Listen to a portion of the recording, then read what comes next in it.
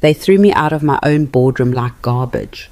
At 66 years old, I watched my son, the child I raised, sacrificed everything for, stand in front of 20 people and call me senile, confused, a liability.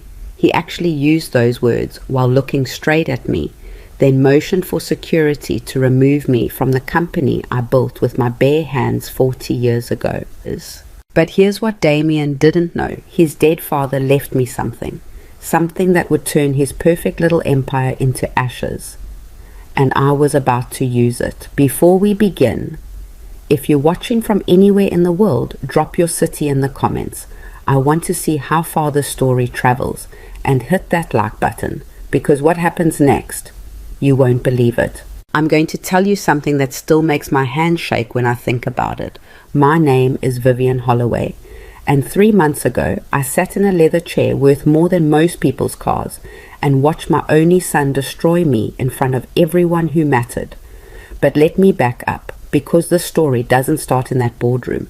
It starts 42 years earlier in a warehouse in Austin that smelled like motor oil and broken dreams. I was 24, pregnant, and my husband Richard had just gambled away his construction business in a poker game that lasted 3 days. When I found out, I didn't cry. I got angry, the kind of angry that burns cold instead of hot.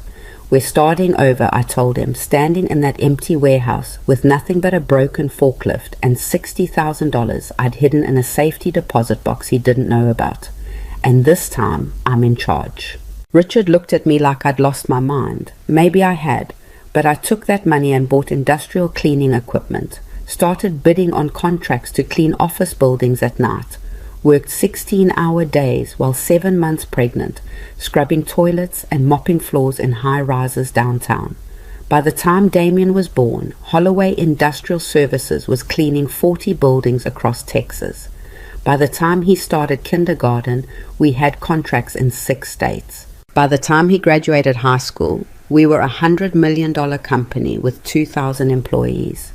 And I did it, not Richard, though he took credit at dinner parties. Not some investor or business partner. Me, Vivian Holloway, the girl from nowhere who turned elbow grease and stubborn pride into an empire. But empire building costs something. And what it cost me was time. Time I should have spent with my son. Time I spent in boardrooms instead of at baseball games. Time I spent on business trips instead of helping with homework. I told myself it was worth it, that I was building something for him, something he could be proud of. I was wrong. Damien grew up watching me work, but he didn't see the sacrifice. He saw power, money, control. And by the time he turned 30, he wanted it all for himself. Richard died when Damien was 28, heart attack in his study, bourbon glass still in his hand. I found him there. And I'll never forget what I felt standing over his body. Not grief exactly, more like loneliness. We'd become strangers who shared a house, partners on paper, but not in life. After the funeral, Damien came to me with papers. Mom, I think it's time I took over as CEO. You've done enough. You deserve to rest.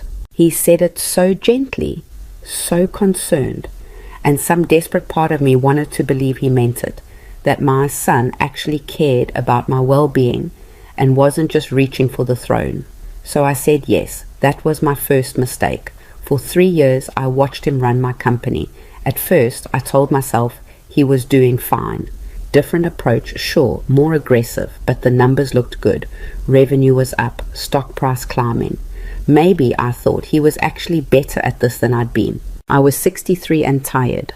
So tired. I started spending more time at the house Richard left me, the one overlooking the lake, with too many empty rooms and too many memories. I attended board meetings but mostly stayed quiet. Let Damien make the presentations. Let him take the credit. And slowly, so slowly, I didn't notice until it was almost too late. They started treating me like furniture. The executives who used to ask my opinion stopped making eye contact. Board members who'd known me for decades started talking over me, and Damien started introducing me as the founder in a tone that made it sound like a museum exhibit. but I didn't fight it because he was my son, and some pathetic part of me still wanted his approval. Still wanted him to look at me the way he looked at his own achievements, with pride. Then came the merger. 6 months ago, Damien called a special board meeting.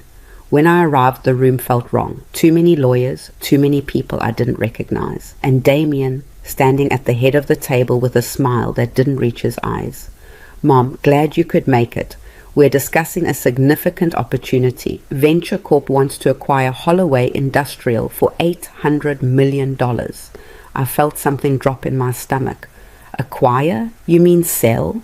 It's a merger technically, but yes, they're offering premium value, and the board has already voted to move forward pending your approval. The board voted? My voice came out sharper than I intended. When? I wasn't informed of any vote. Damien's smile tightened. We had an emergency session last week. You were unavailable. I hadn't been unavailable. I'd been at the house like always, and no one had called me. No one had told me there was a meeting. This is my company, I said quietly. Everything I built was incredible. Damien interrupted smoothly. 40 years ago. But this is a different world now, Mom. Venture Corp has the infrastructure to take us global, the resources we need to compete, and frankly, he glanced around the table. It's time to let the next generation lead. The room went silent. Everyone stared at their papers. No one met my eyes. I need to review the terms, I said. Of course, take your time, but the way he said it made it clear. This was happening with or without me. I spent the next 2 weeks reading every page of that merger agreement, and what I found made me physically sick. The deal wasn't just selling the company, it was erasing me. Venture Corp's terms included dissolving our profit-sharing program, the one that had made millionaires out of employees who'd been with me since the beginning. They planned 2 gut benefits, outsource divisions, and lay off over 40% of our workforce within the first year, and buried in the fine print, a clause that would remove me from the board entirely once the deal closed. No advisory position, no legacy role. Just a payout and a polite suggestion to disappear. I called Damien. Did you read section 12? I asked. No greeting, just the question. Mom, it's late. Did you read the part where they eliminate profit sharing, where they lay off 800 people? Silence on his end. Then, those are optimization strategies, standard procedure for acquisitions. Standard procedure? Damien, some of those people have worked for me for 30 years. They have families, mortgages. They trusted me. They'll get severance packages, generous ones. This isn't personal, it's business. It's personal to me, my voice cracked. I built this company on loyalty, on taking care of people, and you want to sell it to vultures who'll strip it for parts? I want to sell it for $800 million, he said coldly, which, last I checked, you'd benefit from too. Or are you so attached to being the hero that you'd rather everyone stay poor and grateful? The words hit like a slap. That's not fair. No, what's not fair is you acting like this company is still yours to control. I've been running it for 3 years. I've tripled the revenue. I've made the hard decisions you were too sentimental to make. And now I'm giving you the chance to cash out with dignity. Take it. He hung up. I sat there in the dark, phone still pressed to my ear, and felt something inside me crack open. Not break, crack. Like ice over a frozen lake. The next board meeting was scheduled for the following week. Final vote on the merger. I showed up early, prepared to fight, but when I walked in, I knew immediately something was wrong. The room was packed. Not just board members, reporters, investors, Venture Corp executives, and at the center of it all, Damien, looking sharp in a suit that probably cost $5,000. Mom, he said, standing, we weren't expecting you. It's a board meeting. I'm on the board. Yes, of course, please sit. But there was no seat, not at the main table. Someone had put a chair against the wall near the back, like I was an observer, a guest. I stood frozen, and for just a second I saw something flicker across Damien's face. Not quite guilt, more like discomfort, the kind you feel when you have to put down a sick dog. Actually, he said, clearing his throat. Before we begin, I need to address something. Several board members have expressed concerns about the decision-making capacity of our senior leadership. The room went still. I'm sorry, I said. Mom. Damien's voice dripped with false sympathy. You're 66 years old. You've been under a lot of stress. We've noticed some concerning behaviors. Confusion during meetings. Difficulty following complex financial discussions. Memory lapses. That's not true. Last month you forgot the quarterly earnings call. I was never told there was, and you've been resistant to the merger for purely emotional reasons without understanding the strategic benefits. My face burned. I understand perfectly. Do you? Damien looked around the room, playing to his audience. Because right now, you're proving my point. This deal is worth $800 million.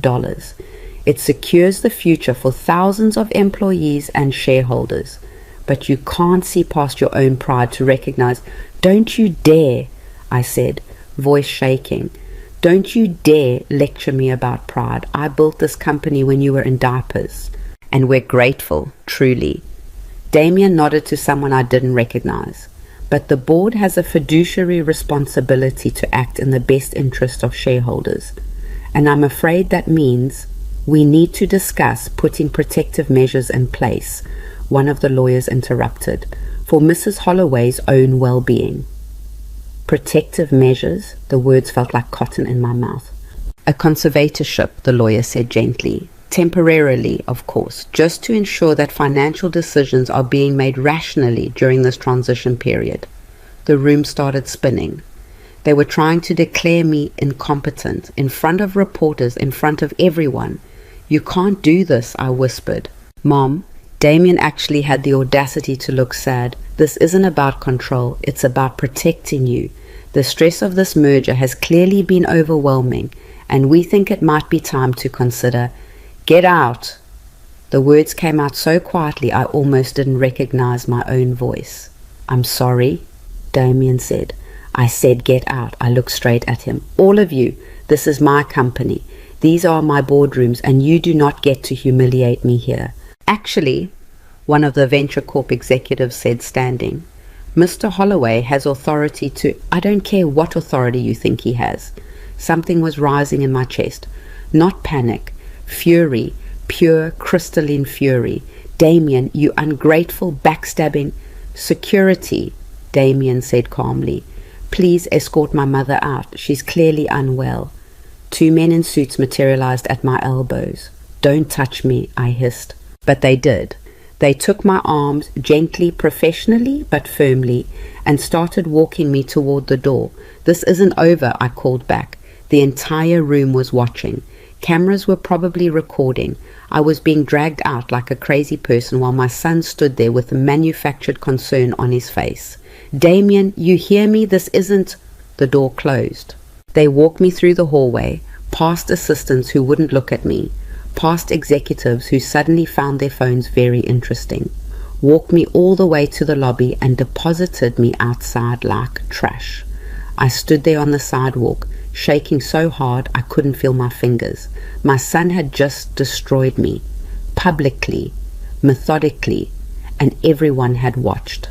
I got in my car, drove home, made it all the way to the kitchen before I collapsed against the counter and let myself cry for the first time in decades. Not sad crying, rage crying, the kind that comes from somewhere so deep you didn't know it existed. How dare he?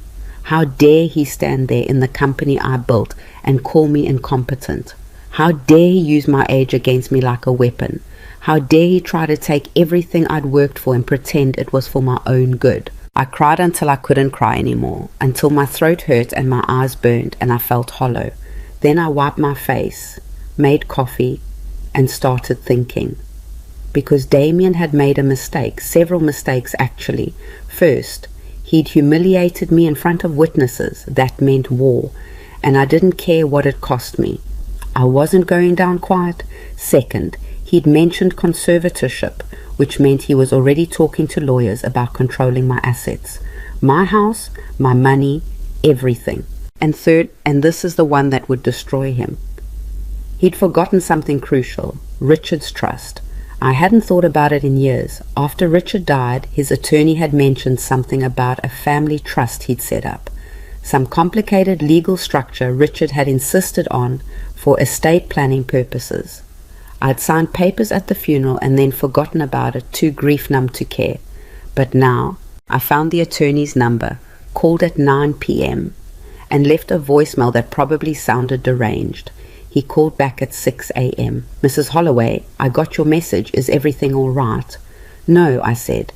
"Tell me about the trust Richard created. Tell me exactly what it says." Silence on the line. Then, "I think we should meet in person." 2 hours later, I sat in Walter Brennan's office, the same attorney who'd handled Richard's estate, and watched his face as he pulled out a file that looked like it hadn't been opened in years. "Your husband created this trust 6 months before he died," Walter said carefully. "He never told you?" "Told me what?" Walter opened the file, pushed a document across the desk. "Mrs. Holloway, according to this trust, you own 51% of Holloway Industrial Services, not your son, you." The words didn't make sense at first, but I transferred control to Damien 3 years ago. "You transferred operational control, CEO position, but not ownership. The shares were held in trust with Richard as the primary trustee and you as the successor. When he died, they automatically transferred to you. Damien has been operating under your authority this entire time. He just didn't know it." I stared at the paper, at Richard's signature at the bottom, dated 6 months before his death. "Why would he do this?" I whispered. Walter looked uncomfortable. He came to me one night, said he'd been watching Damien, said he was worried that if anything happened to him, Damien would try to push you out. He wanted to make sure you had protection, legal protection that couldn't be challenged or circumvented. My hands were shaking again, but not from fear this time. "So legally, Damien has no authority without your approval. The merger can't happen unless you sign off. Any major company decision needs your consent, and if you wanted to—" Walter paused. "You could remove him as CEO tomorrow." I sat back in the chair. Richard, my distant bourbon-drinking, poker-playing husband who I'd spent the last years of his life resenting. He'd protected me, even after all our fights and all our silence and all the ways we'd grown apart. He'd seen what I couldn't see. He'd known our son would betray me. "I need a different kind of lawyer," I said slowly. "Someone ruthless, someone who won't flinch when this gets ugly." Walter smiled slightly. "I know someone. Her name is Eleanor Graves. She handles corporate warfare, but I have to warn you, she's expensive and she doesn't lose." "Perfect," I said. "Set up a meeting." That night I couldn't sleep. I kept thinking about Damien's face in that boardroom, the cold calculation in his eyes when he ordered security to remove me, the way he'd orchestrated the whole thing like a performance. My son, the baby I'd held in that warehouse 40 years ago, the toddler who used to fall asleep on my lap during late-night invoicing sessions, the teenager who'd hugged me when I got the contract that made us a real company. When had he stopped being that person? Or had I just never noticed what he was becoming? At 3 a.m., I went down to Richard's study. I hadn't been in there since he died. It still smelled like bourbon and old leather. I sat in his chair and opened his desk, found the bottle he'd always kept in the bottom drawer, poured myself 2 fingers and drank it straight. "You saw this coming," I said to the empty room. "Didn't you?" The house stayed silent, but somewhere in that silence I felt something shift. The fear that had been choking me since that boardroom evaporated, and what replaced it was something harder, colder.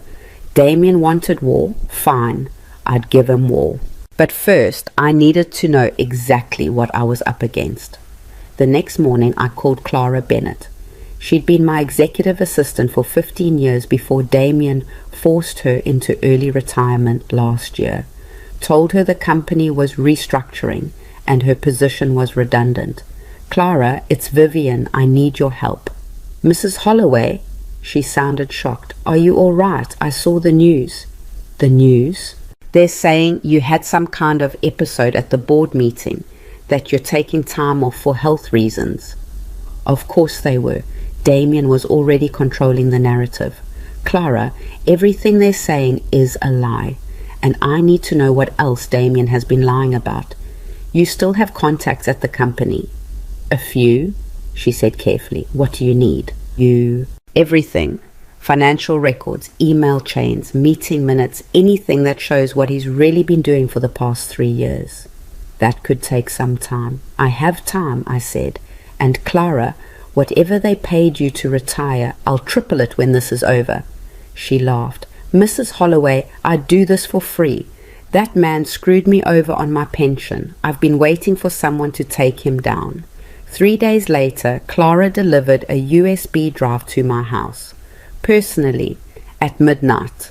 You're going to want to sit down for this, she said. I plugged it into my laptop, started reading, and with every page, every email, every financial document, I felt my rage crystallize into something sharper.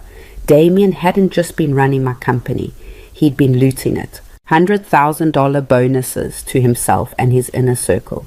Private jet expenses billed to the company for personal vacations. Contracts awarded to his friends' businesses at inflated prices. And worst of all, he'd been systematically firing older employees and replacing them with younger workers at lower salaries, all while claiming it was optimization. But that wasn't even the worst part. The worst part was an email chain from 2 months ago between Damien and 3 board members. Subject: The Vivian Problem. I opened it with shaking hands. From Damien Holloway. We need to accelerate the timeline. She's starting to ask questions about the Venture Corp deal. I suggest we move forward with the conservatorship paperwork. Once that's in place, we can proceed with the sale and transition her into care. Reply: Board member number 1 agreed. The sooner we handle this, the better. Have you looked into facilities? Reply: Damien Holloway. Yes, Oakwood Senior Living has memory care units. I'm thinking we position it as a health retreat initially. Once the merger closes, we can sell her house and use the proceeds to cover long-term care. Reply: Board member number 2. What about her resistance? She seemed pretty coherent at the last meeting. Reply: Damien Holloway. Leave that to me. I'll handle the optics. By the time we're done, everyone will believe she needs help. I read it 3 times, 4 times, each time feeling more nauseous. They weren't just planning to take my company. They were planning to take my freedom, my home, my life. And Damien, my son, my only child, had orchestrated all of it. I closed the laptop, sat in the dark for a long time. Then I called Eleanor Graves. Miss Graves, this is Vivian Holloway. I have evidence and I want to destroy my son. There was a pause on the line, then a woman's voice, sharp and amused. Mrs. Holloway, I think we're going to get along just fine. Come to my office tomorrow, 9 a.m., and bring everything you've got. I hung up and looked at my reflection in the dark window. I looked old, tired, broken. But I didn't feel broken anymore. I felt awake. For 3 years, I'd been sleepwalking, letting Damien treat me like a relic, letting them push me aside, believing that maybe they were right. Maybe I was too old, too tired, too out of touch. But I wasn't out of touch. I was the one who'd built this empire from nothing, who'd worked 16-hour days and sacrificed everything to make it real. And nobody, not my son, not his corrupt board, not some vulture corporation, was going to take it from me. The next morning, I walked into Eleanor Graves' office with the USB drive, the trust documents, and 40 years of rage. Eleanor was exactly what I expected. Mid-40s, designer suit, eyes like a shark. She looked at me the way a surgeon looks at a patient, assessing, calculating. Show me what you have, she said. I did. Everything. The merger terms, the emails about the conservatorship, the financial records showing Damien's corruption, the trust proving I owned controlling shares. Eleanor read through it all in silence. When she finished, she looked up at me and smiled. Not a friendly smile, a predatory one. "Mrs. Holloway, I'm going to be honest with you. This is going to get very ugly. Your son will fight back, the press will be brutal, and at the end of it, your relationship with your family will be destroyed beyond repair. Are you prepared for that?" I thought about Damien's face in that boardroom, the way he'd called me confused, senile, a liability. "Yes," I said, "I'm prepared." "Good." Eleanor pulled out a legal pad. "Then here's what we're going to do. First, we activate the trust and establish your majority control. That kills the merger immediately. Second, we freeze all company financial activity pending an internal investigation. Third, we compile evidence of Damien's mismanagement and corruption. And fourth," she looked up, "we call a special shareholders meeting and we remove your son as CEO. How long will this take?" "If we move fast, 2 weeks." "Do it." Eleanor's smile widened. "Mrs. Holloway, this is going to be the most satisfying case I've ever had." That afternoon, Eleanor filed the paperwork. By 6 p.m., every major news outlet in Texas had the story. Holloway industrial founder, Holtz merger, challenges son's authority. My phone started ringing immediately. Reporters, investors, people I hadn't heard from in years. I ignored all of them, except one call at 8 p.m. from Damien. I almost didn't answer. Then I thought, no, I want to hear this. "Hello, Damien." "What the hell did you just do?" His voice was pure venom. No pretense of concern anymore. "I stopped you from stealing my company." "Your company?" "Mom, I've been running my company," I repeated calmly. "The one I own. The one your father made sure I would always control. Did you really think you could just take it? Put me in a home and sell everything I built?" Silence. Then, "You read my emails." "Every single one." "That was private and illegal, constructive fraud, breach of fiduciary duty, and that's just the beginning. My attorney is very creative. You're making a huge mistake." His voice dropped. "The merger is good for everyone, the employees, the shareholders, even you. If you kill this deal out of spite." "Spite?" I laughed, actually laughed. "Damien, I read the terms. I know what Venture Corp was planning to do, the layoffs, the benefit cuts. You were going to destroy everything I built and call it progress. I was going to make us $800 million. You were going to make yourself rich by betraying everyone who ever trusted me. But here's what you forgot, son. I didn't build this company by stabbing people in the back. I built it by taking care of them. And I'm not letting you burn it down for a payout. You're going to regret this," he said quietly. "I'll fight you. I'll drag this through every court in the country. I'll make sure everyone knows you're a vindictive old woman who can't let go." "Do it," I said, "because here's what I'm going to make sure everyone knows. You're a fraud, a thief, and a son who tried to lock his own mother in a nursing home to steal her company. See you in court, Damien." I hung up, and for the first time in months I slept through the night. The war had begun. The next morning I woke up to 17 missed calls and a text message from Clara that just said, "Turn on the news." I grabbed the remote. Every business channel was running the same story. My face, an old photo from some charity event 5 years ago, next to headlines that made my stomach turn. Holloway matriarch in bitter family feud. Aging founder refuses to step aside. Sources say Vivian Holloway may be experiencing cognitive decline. I sat there in my bathrobe, coffee going cold in my hand, watching strangers debate whether I was mentally competent. A panel of so-called experts, none of whom had ever met me, discussing my emotional state and inability to accept change. One of them actually said, "It's sad, really. She built something incredible, but now she can't let go." This is what happens when founders don't plan proper succession.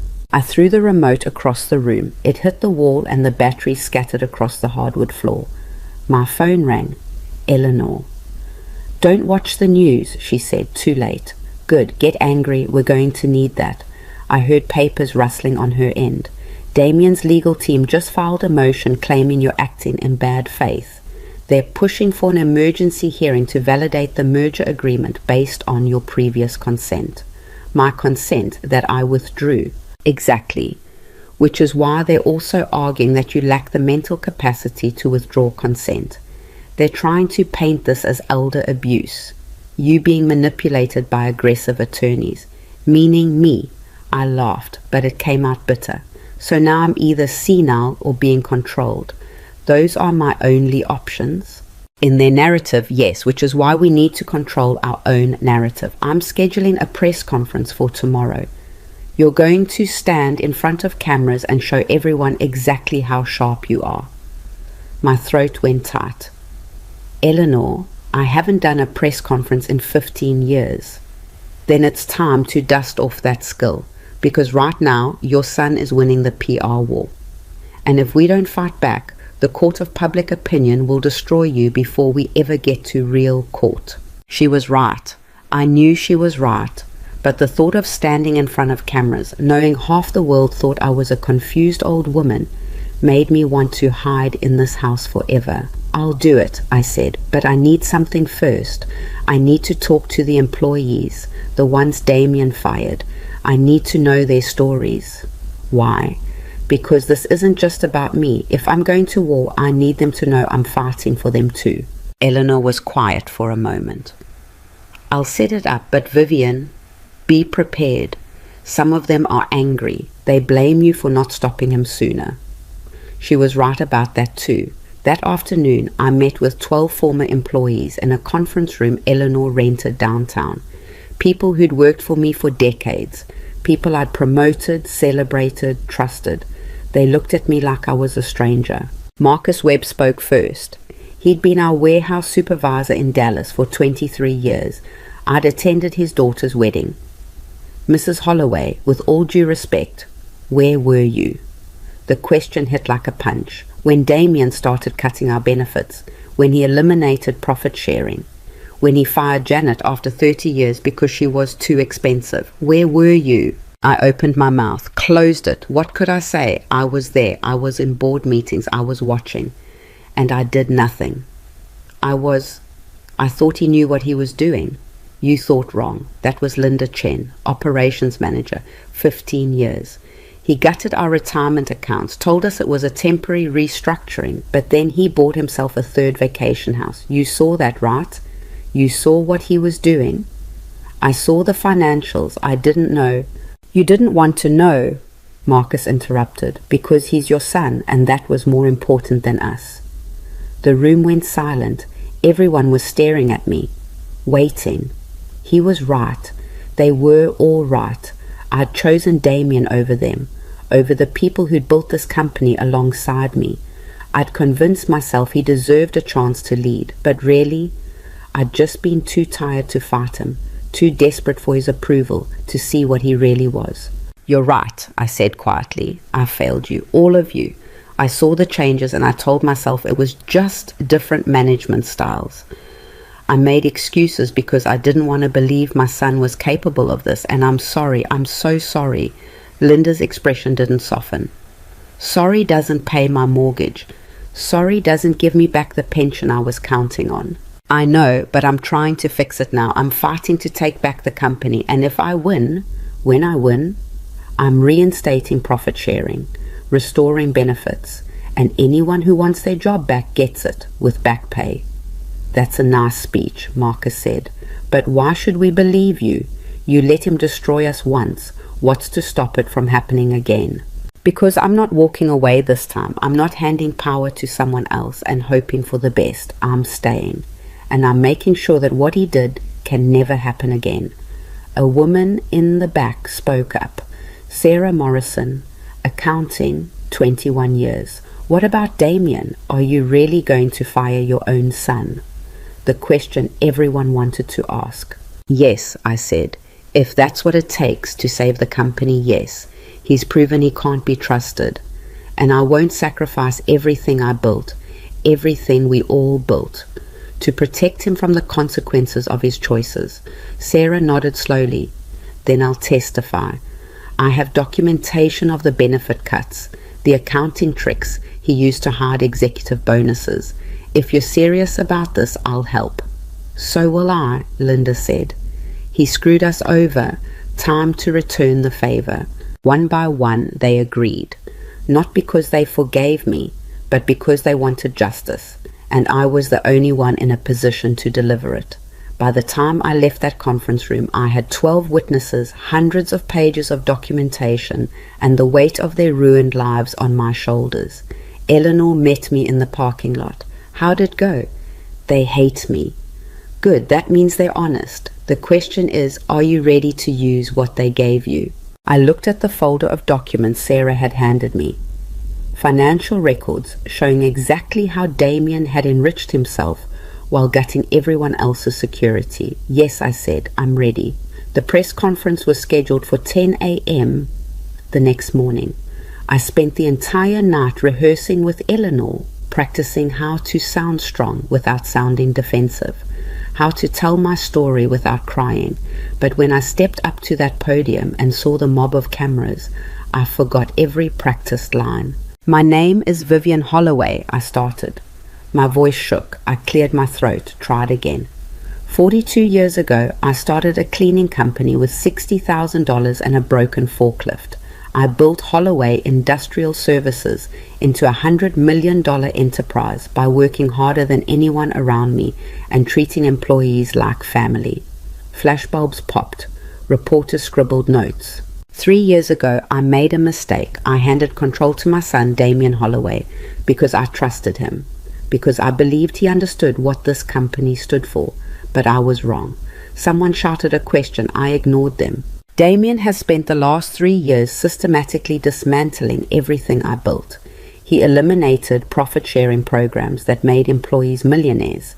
He fired hundreds of loyal workers and replaced them with cheaper labor. He awarded contracts to his friends at inflated prices and pocketed the difference. And when I started asking questions, he tried to have me declared incompetent and institutionalized. The crowd erupted. Everyone was shouting questions at once. Mrs. Holloway, are you saying your son tried to commit you? Is there evidence of financial fraud? What about the merger with Venture Corp? I held up my hand. The noise died down slightly. The merger with Venture Corp would have resulted in the layoff of over 800 employees. It would have eliminated the benefits and protections I spent decades fighting for. And it would have made Damien and his associates very wealthy while destroying the lives of people who trusted us. I am blocking that merger, and I am removing Damien as CEO. The questions came like bullets. On what grounds? Do you have legal authority to do that? Isn't this just a family dispute? This is not a family dispute, I said, and my voice came out harder than I intended. This is about corporate corruption. This is about a CEO who betrayed his employees for personal gain. And yes, I have the legal authority. I own controlling shares of this company, always have, and I'm using that authority to take back what's mine. One reporter stood up. Mrs. Holloway, your son claims you're emotionally unstable, that you're doing this out of spite because you can't accept. I know what my son claims, I interrupted. He's been very effective at painting me as a confused old woman who can't let go. But I'm standing here answering your questions, defending my company. Do I seem confused to you? The reporter sat down. I spent 40 years building something that mattered, something that took care of people and changed lives. And I will not let my son destroy it because he's greedy and impatient. That's not spite. That's protection.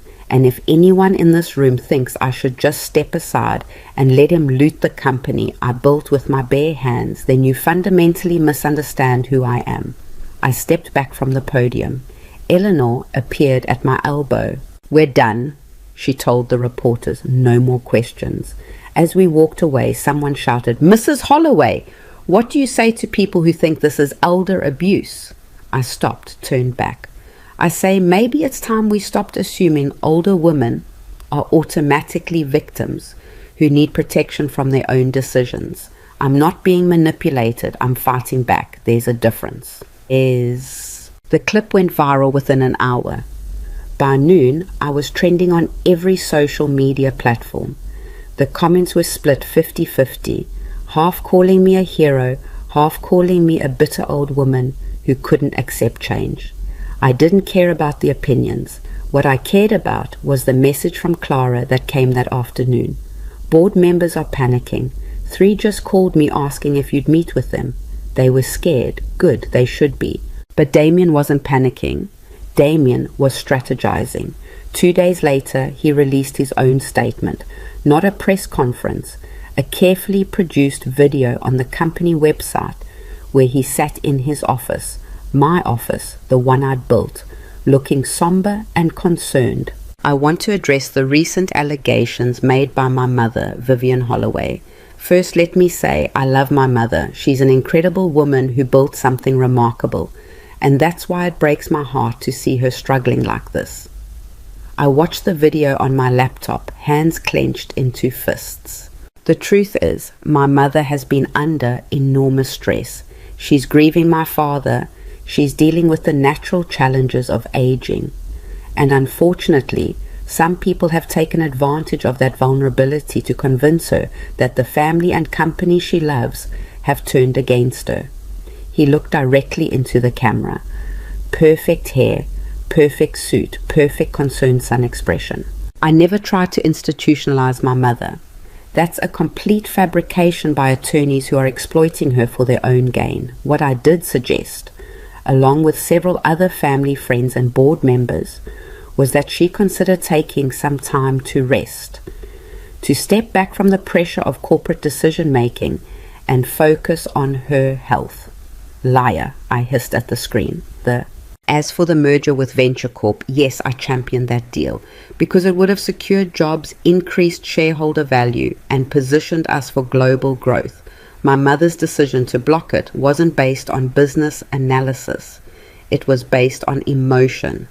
And while I understand that emotion, I can't let it destroy everything she built. He leaned forward slightly. So I'm asking everyone watching this, don't let this become a media spectacle. This is a family matter. My mother needs support and understanding, not attorneys who profit from family conflict. And I'm committed to working with her to find a resolution that protects both her legacy and the future of this company. The video ended with a phone number for concerned shareholders and employees to call. I slammed the laptop shut. He's good, Clara said. She was sitting across from me, having come over the moment the video posted.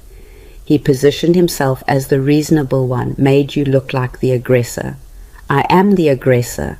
I know, but now he's got public sympathy, the devoted son trying to help his struggling mother. You're going to have to hit back harder. How? He just called me senile in the most polite way possible. If I defend myself, I look defensive. If I attack him, I look vindictive. Clara was quiet for a moment. Then, what if you don't attack him? What if you let his victims do it? I looked up. What do you mean?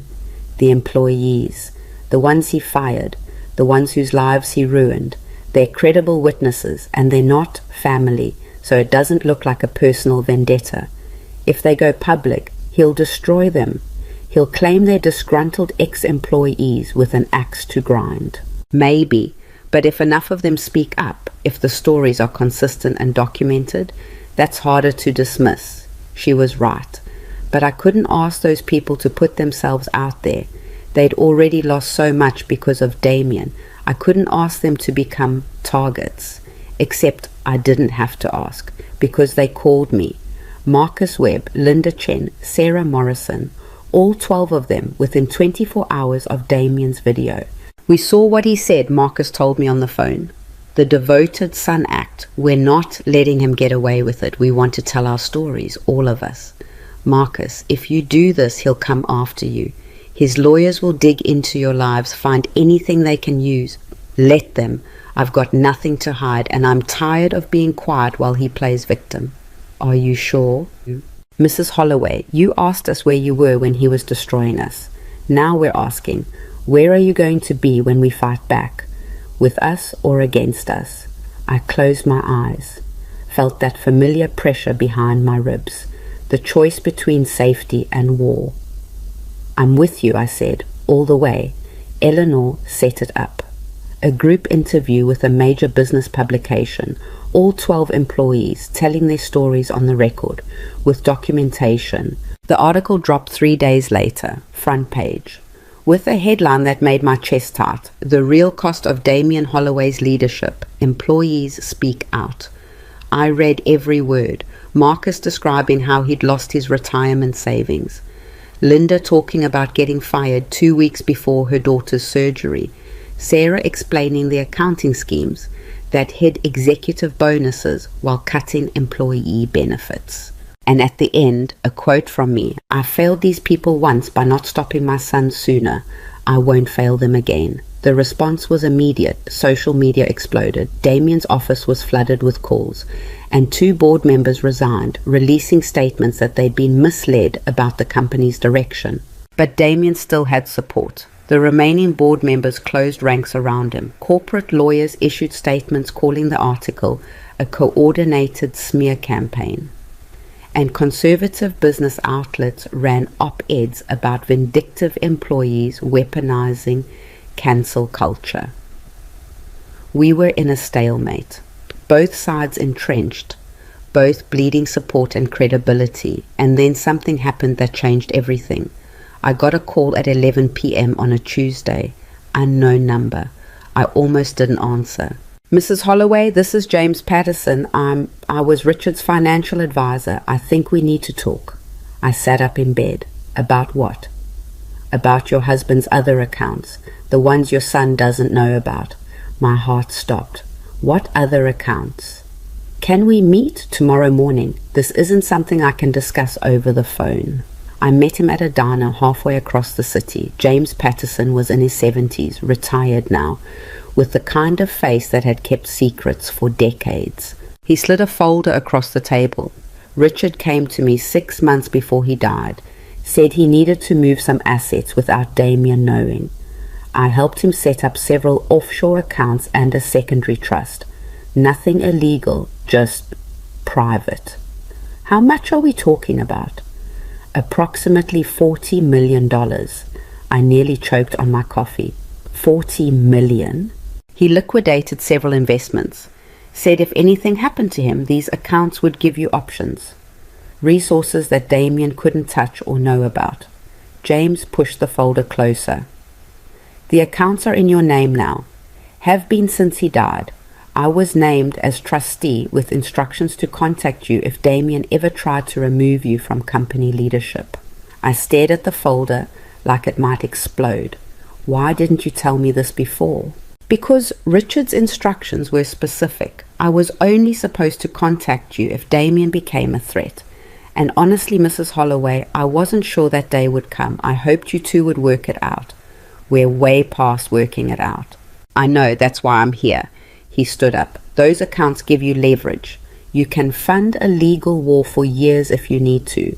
You can rebuild if the company falls apart. Or," he paused, "you can use them as a weapon. Damien thinks you're fighting with limited resources. He doesn't know you have $40 million in reserve."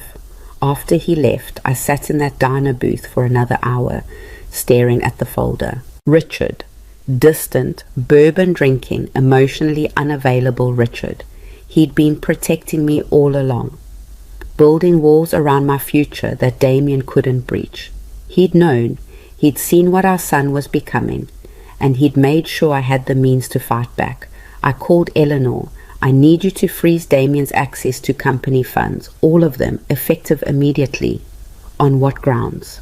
"On the grounds that I'm the majority shareholder and I'm concerned about financial mismanagement pending investigation." "Can you do it?" She laughed. "Oh, I can do it. But Vivian, that's going to escalate things dramatically. You're essentially cutting him off. He won't be able to pay his lawyers, his staff, his personal expenses." "Good. Let him feel what it's like to have nothing." "All right. But be prepared for the fallback. This is going to hurt." The order went through the next morning. By noon, Damien's corporate credit cards were declined. His access to company accounts was frozen. His 7-figure salary stopped processing, and by 3 p.m. he showed up at my house. I saw him through the window, getting out of his car, the Tesla I'd helped him buy, and walking up to my door like he had every right to be there. I didn't open it when he knocked. "Mom," he pounded harder. "I know you're in there. Open the door." I stayed silent. "You froze my accounts. You cut me off completely. You can't do that." "I already did," I called through the door. "This is illegal. I have a contract, a salary. You can't just read your contract, Damien. Section 7, Clause 3. CEO compensation is subject to board approval and shareholder consent. I'm the majority shareholder, and I don't consent." Silence outside, then his voice, lower and angrier. "You're destroying me. For what? Because I tried to modernize the company? Because I made hard decisions you were too weak to make?" I opened the door then, looked at him standing on my porch, face red with rage, and felt nothing but cold clarity. "You tried to put me in a nursing home. I was trying to protect you. You were trying to steal everything I built and lock me away so I couldn't stop you. That's not protection, Damien. That's betrayal, and now you get to live with the consequences. I'm your son. I know. And that's the saddest part of this whole thing, because I would have given you everything if you'd just been patient, if you'd just been loyal, but you couldn't wait. You couldn't even pretend to care about me. You just wanted the crown, and you didn't care who you destroyed to get it. I am not the villain here. Yes, you are." My voice didn't shake. "You fired people who'd worked for me for decades so you could pad your bonuses. You tried to sell the company to vultures who would gut it for parts. You humiliated me in front of the world and tried to convince everyone I was senile. And now you're standing on my porch acting like you're the victim.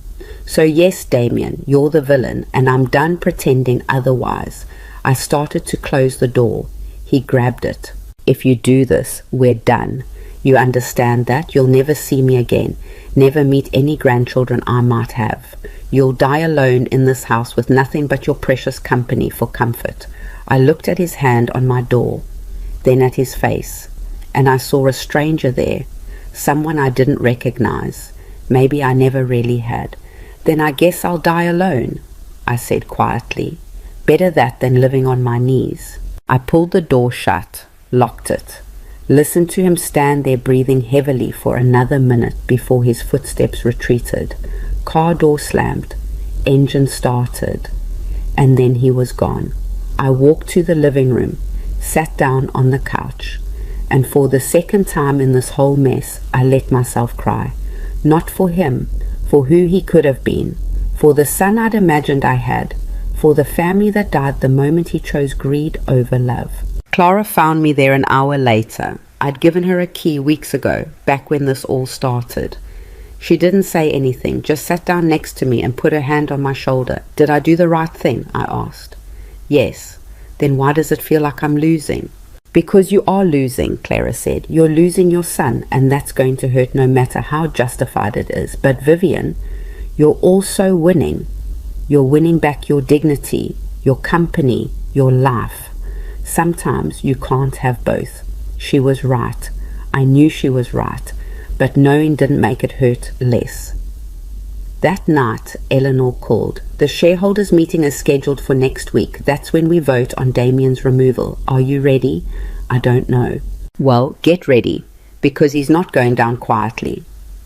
His lawyers filed a motion claiming you're acting with undue influence and demanding a psychiatric evaluation. The judge denied it, but they're appealing. This is going to get worse before it gets better." "How much worse?" "Vivian, I've been doing this for 20 years, and I've never seen a family war this ugly. So prepare yourself, because next week when you walk into that meeting and vote to destroy your son's life, every camera in the country will be watching." I hung up and stared at the ceiling, thought about that warehouse 40 years ago, about the girl I'd been, young and pregnant and desperate to build something that mattered. I'd built it. I'd sacrificed everything for it, my time, my relationships, my son's respect, and now I was going to use it as a weapon against the person I'd built it for. Was that victory or just a different kind of failure? I didn't have an answer, but I knew one thing for certain. I wasn't backing down. Not now, not ever. Next week, Damien would learn what I'd always known. That I wasn't some weak old woman who'd built a company by luck. I was a survivor, a fighter, a woman who'd clawed her way up from nothing and wasn't about to let anyone else, not even my own son, take it away. The war wasn't over, but I was done playing defense. Time to show everyone what happened when you backed Vivian Holloway into a corner. Time to show them I bit back. The morning of the shareholders' meeting, I couldn't eat, couldn't sleep, just stood in front of my closet, trying to decide what you wear when you're about to destroy your own son in front of the world. I settled on navy, professional, not apologetic. The same suit I'd worn when we signed our first $10 million contract 20 years ago, back when Damien was still in college and actually seemed proud of me. Clara arrived at 7 to drive me downtown. She took one look at my face and handed me a thermos of coffee without a word. "You okay?" she asked as we pulled onto the highway. "No." "Good, you shouldn't be." The meeting was scheduled for 9 a.m. at the downtown Marriott Conference Center. We'd moved it off company property because Eleanor said we needed neutral ground. What she really meant was we needed somewhere Damien couldn't control. When we arrived, the parking lot was already full. News vans lined the street. Protesters held signs. Some supporting me, some supporting Damien. Most just yelling about corporate greed in general. Eleanor met us at the side entrance. "We're going in through the back. The main lobby is a circus." "How many shareholders showed up?" I asked. 312. That's 87%. Everyone wants to see this. My stomach turned over. 300 people were about to watch me vote to remove my own son from the company he'd grown up in. The company that was supposed to be his legacy. Except he'd already destroyed that legacy. I was just making it official. We walked down a service hallway and emerged backstage. I could hear the crowd through the curtain.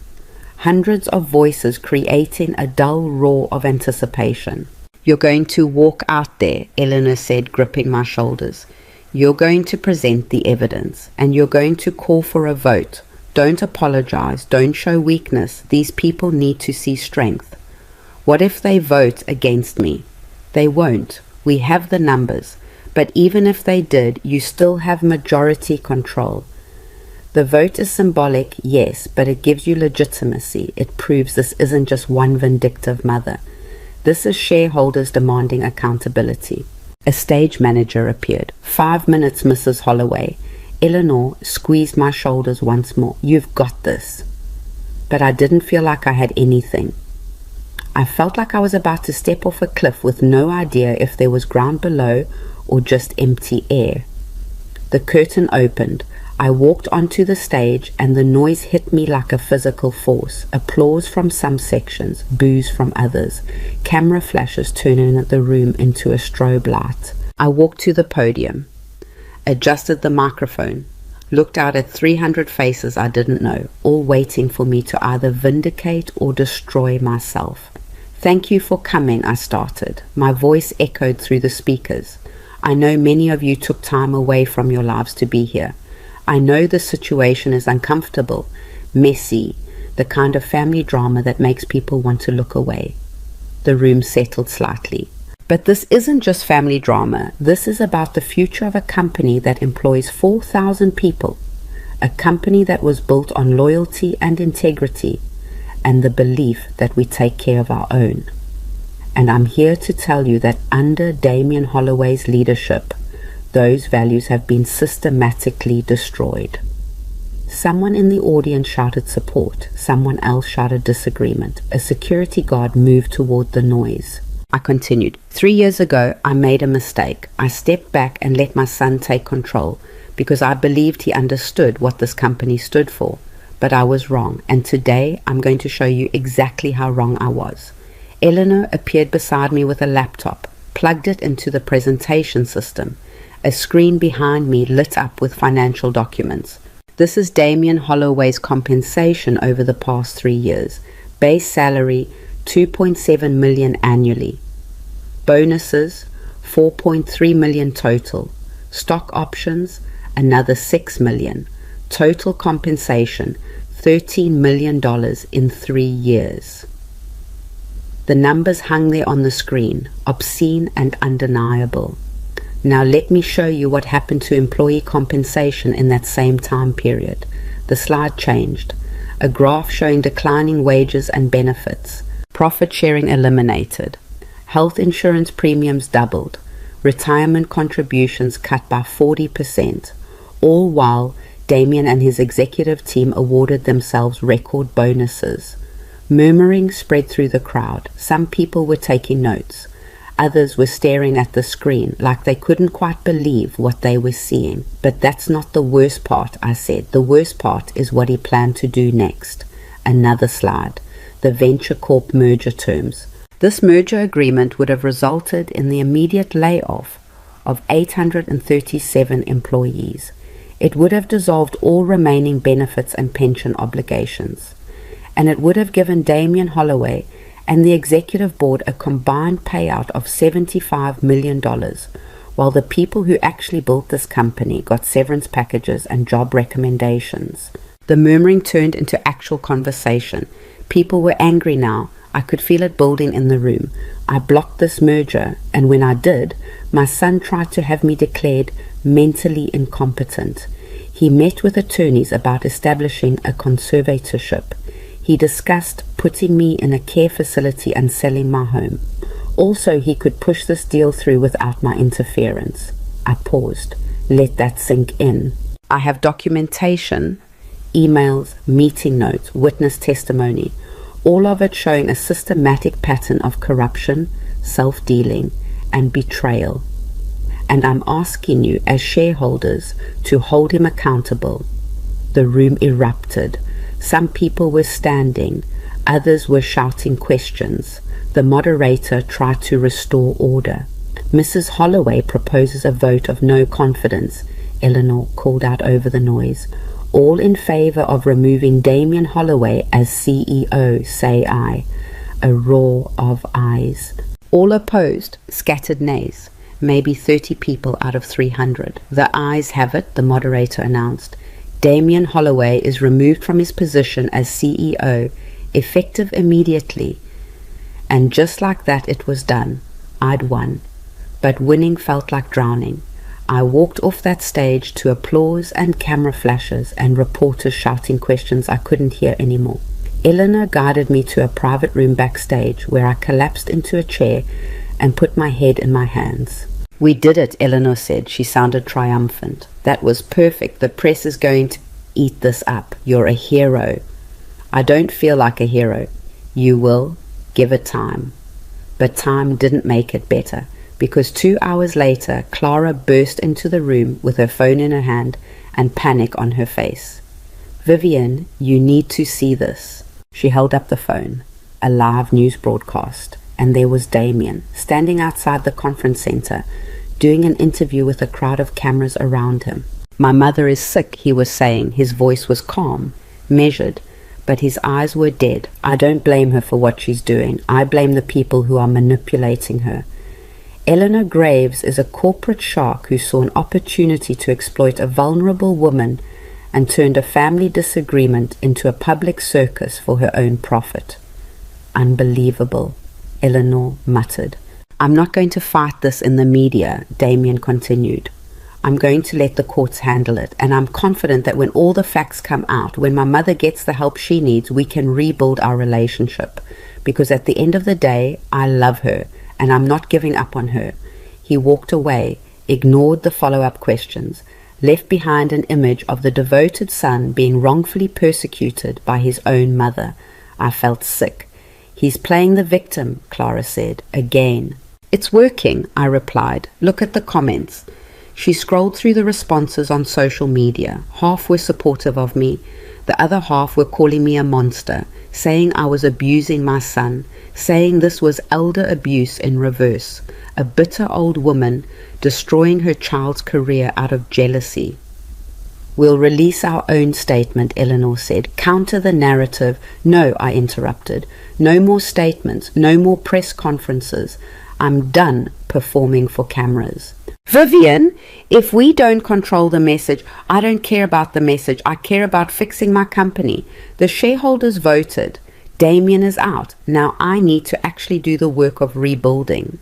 Eleanor looked like she wanted to argue, but something in my face must have stopped her. All right, she said. Then let's talk about next steps. You need to appoint an interim CEO, someone who can stabilize operations while you restructure. I'll do it myself. Both Eleanor and Clara stared at me. You? Eleanor said carefully. Vivian, you're 66 years old. Running a company like this is a 100-hour-a-week job. I know, I did it for 40 years. That was decades ago. Are you saying I'm too old? The words came out sharper than I intended. Eleanor held up her hands. I'm saying it's a lot. And after everything you've been through, maybe you should consider it. I'm not considering anything except taking back my company and fixing what Damien broke. I built this place. I know it better than anyone. And I'm not handing control to some interim suit who'll make the same mistakes Damien made. Clara spoke up quietly. Then you're going to need help. You can't do this alone. She was right. I knew she was right. But trusting anyone felt impossible right now. Damien had taught me that lesson thoroughly. I'll hire back the employees he fired, I said. The ones who are willing to come back. Marcus, Linda, Sarah. People who remember what this company used to be. People I can trust.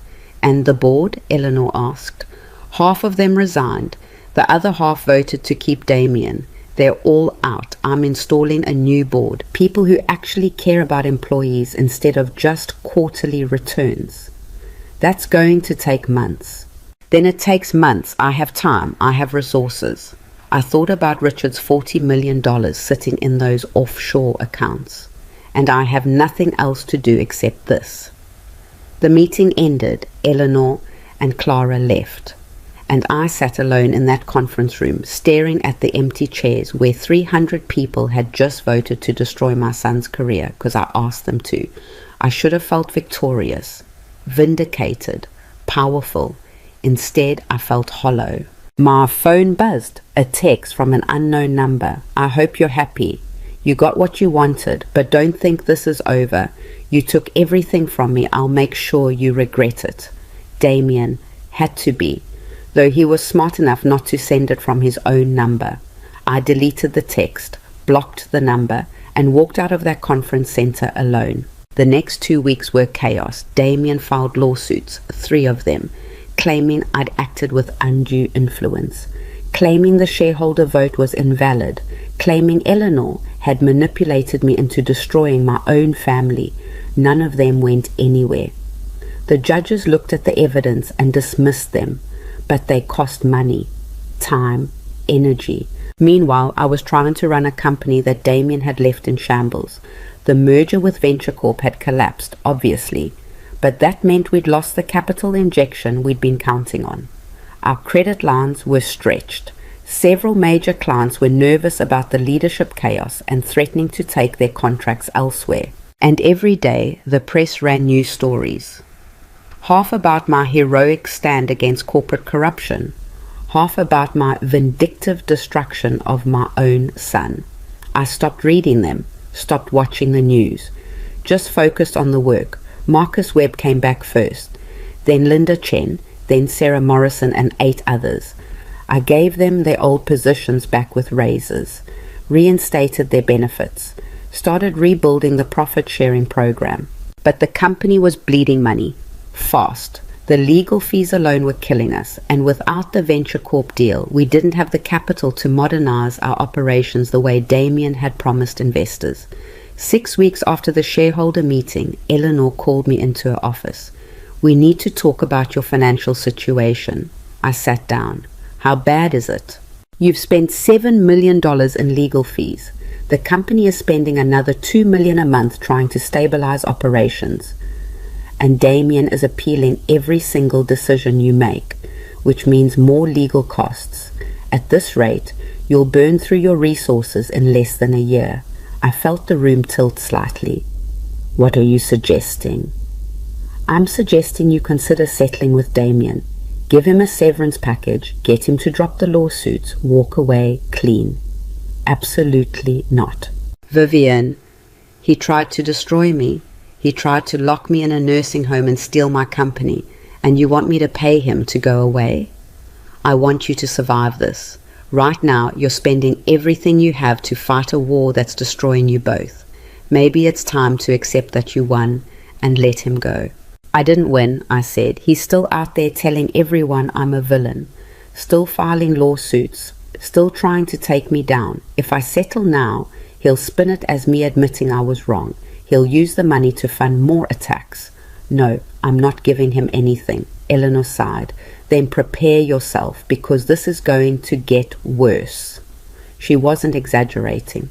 2 days later, Damien announced he was writing a memoir, a tell-all book about his toxic relationship with his mother and how I'd mentally abused him his entire life. The press ate it up. Pre-orders went through the roof. Publishers were fighting over the rights, and I couldn't do anything except watch him rewrite history, turn himself into the victim and me into the monster. Clara found me crying in my office one afternoon. Not dramatic crying, just silent tears running down my face while I stared at my computer screen reading the book description. In The Price of Ambition, Damien Holloway tells the heartbreaking story of growing up under a mother who valued business success over family love, a candid exploration of emotional manipulation, corporate warfare, and the cost of being raised by a woman who couldn't separate her identity from her company. It's all lies, I whispered. I know, Clara said. He's making me sound like some kind of corporate monster who never loved him. I know. But what if people believe it? What if everyone thinks I'm this cold, heartless Vivian? Clara grabbed my shoulders, made me look at her. Some people will believe it. Some people already do. You can't control what he says or what people think. All you can control is whether you let it destroy you. It's already destroying me. No, it's not. You're still here, still fighting, still rebuilding. That's not destruction. That's survival. But survival felt like dying slowly. I went home that night to an empty house that felt too big and too quiet, poured myself a glass of Richard's bourbon, sat in his study and tried to understand how it had come to this. When had my son learned to hate me? Was it gradual? Or was there a specific moment when his love curdled into something poisonous? I thought about him as a child, sweet, curious, always wanting to help. I remembered him at 5 years old, following me around the warehouse with a toy broom, pretending to clean like mommy. When did that boy disappear? When did he turn into the man who could look me in the eye and call me incompetent? My phone rang. Unknown number again. I almost didn't answer. Hello? Heavy breathing on the other end. Then, you ruined my life. Damien.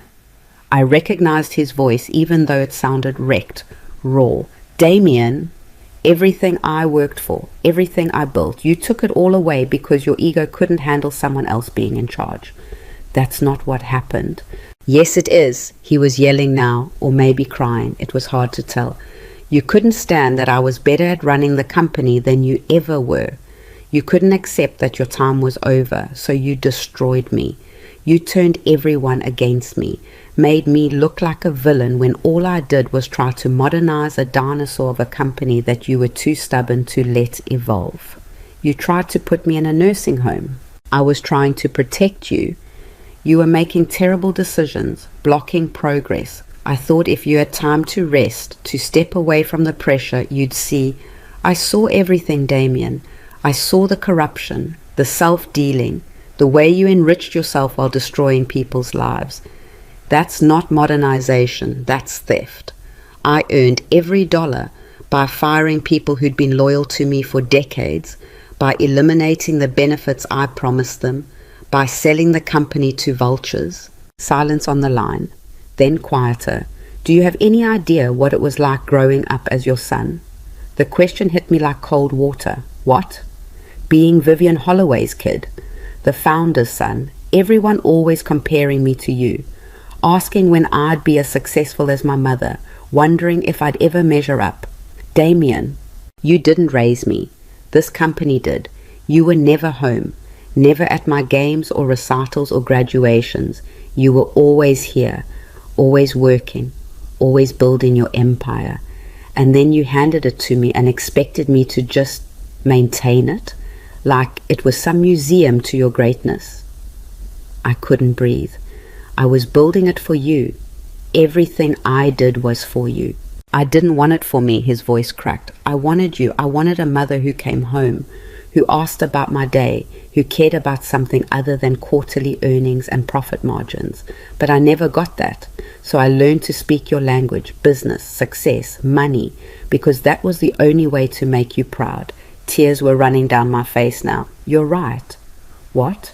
You're right. I wasn't there. I was working, always working. And I told myself it was for you, but really it was for me. Because building something was easier than being something, easier than being the kind of mother you needed. Silence. But that doesn't excuse what you did, I continued. You weren't just trying to run the company, you were trying to erase me. And when I fought back, you tried to destroy me. So yes, you grew up with an absent mother. That's on me. But what you became, that's on you. He hung up. I sat there with the dead phone in my hand, feeling like I'd just lost something I didn't even know I still had. Some last piece of hope that maybe we could fix this, that maybe underneath all the anger and betrayal, there was still something worth saving. But there wasn't. That boy with the toy broom was gone, and the man who replaced him hated me. The next morning I called Eleanor. I want to know everything about Damien's current situation. Where he's living, what he's doing, how he's surviving without company money. Why? Because I need to know if he's okay. Eleanor was quiet for a long moment. Vivian, are you having second thoughts? No, but he's still my son, and I need to know he's not. I just need to know. Need to. She sent me a report that afternoon. Damien had moved into a modest apartment downtown. Nothing like the penthouse he'd had before, but not terrible. He'd taken a job as a management consultant at a firm in Dallas, making a fraction of what he'd made as CEO, but stable. And he was seeing a therapist twice a week. That last detail hit me harder than it should have. Damien in therapy, talking about his childhood, about me, about how his mother chose work over him, and then took everything away when he finally got what he'd been raised to want. Maybe he was right. Maybe I had created this. Maybe I turned my own son into someone capable of this level of betrayal by teaching him that love was conditional, that approval had to be earned, that success mattered more than connection. Or maybe he'd always been broken, and I'd just been too busy to notice. I didn't know, and the not knowing was killing me. 3 months after the shareholder meeting, the company was stable. Not thriving, but stable. We'd stopped the bleeding, secured new contracts, started rebuilding trust with clients, and I was exhausted. The kind of exhausted that sleep doesn't fix. Clara cornered me in my office one afternoon. You need to take a break. I'm fine. You're not fine. You've lost 15 pounds, you look like you haven't slept in weeks, and this morning I caught you staring at the wall for 20 minutes. I was thinking, you were dissociating, there's a difference. She sat down across from me. Vivian, you won. The company is yours, Damien is gone. But you're still living like you're at war. You need to let yourself breathe. I don't know how to breathe anymore. All I know is work. Then learn something else, because right now you're proving Damien right. You're choosing this company over everything else in your life, including your own health. I wanted to argue, but I was too tired. That night I went home and did something I hadn't done in years.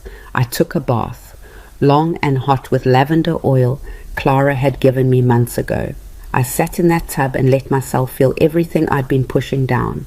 The grief, the guilt, the bone-deep loneliness of having won a war but lost my family in the process.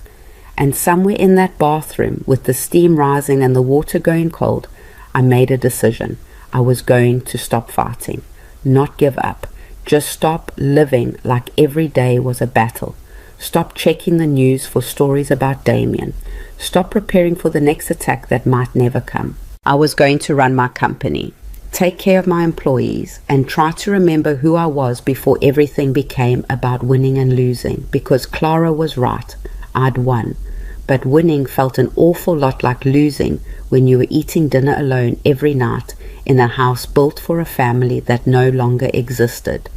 The question was, what came next? What did victory look like when it cost you everything? I didn't have an answer yet, but for the first time in months, I felt like maybe I could find one if I was brave enough to look. But being brave turned out to be harder than I thought.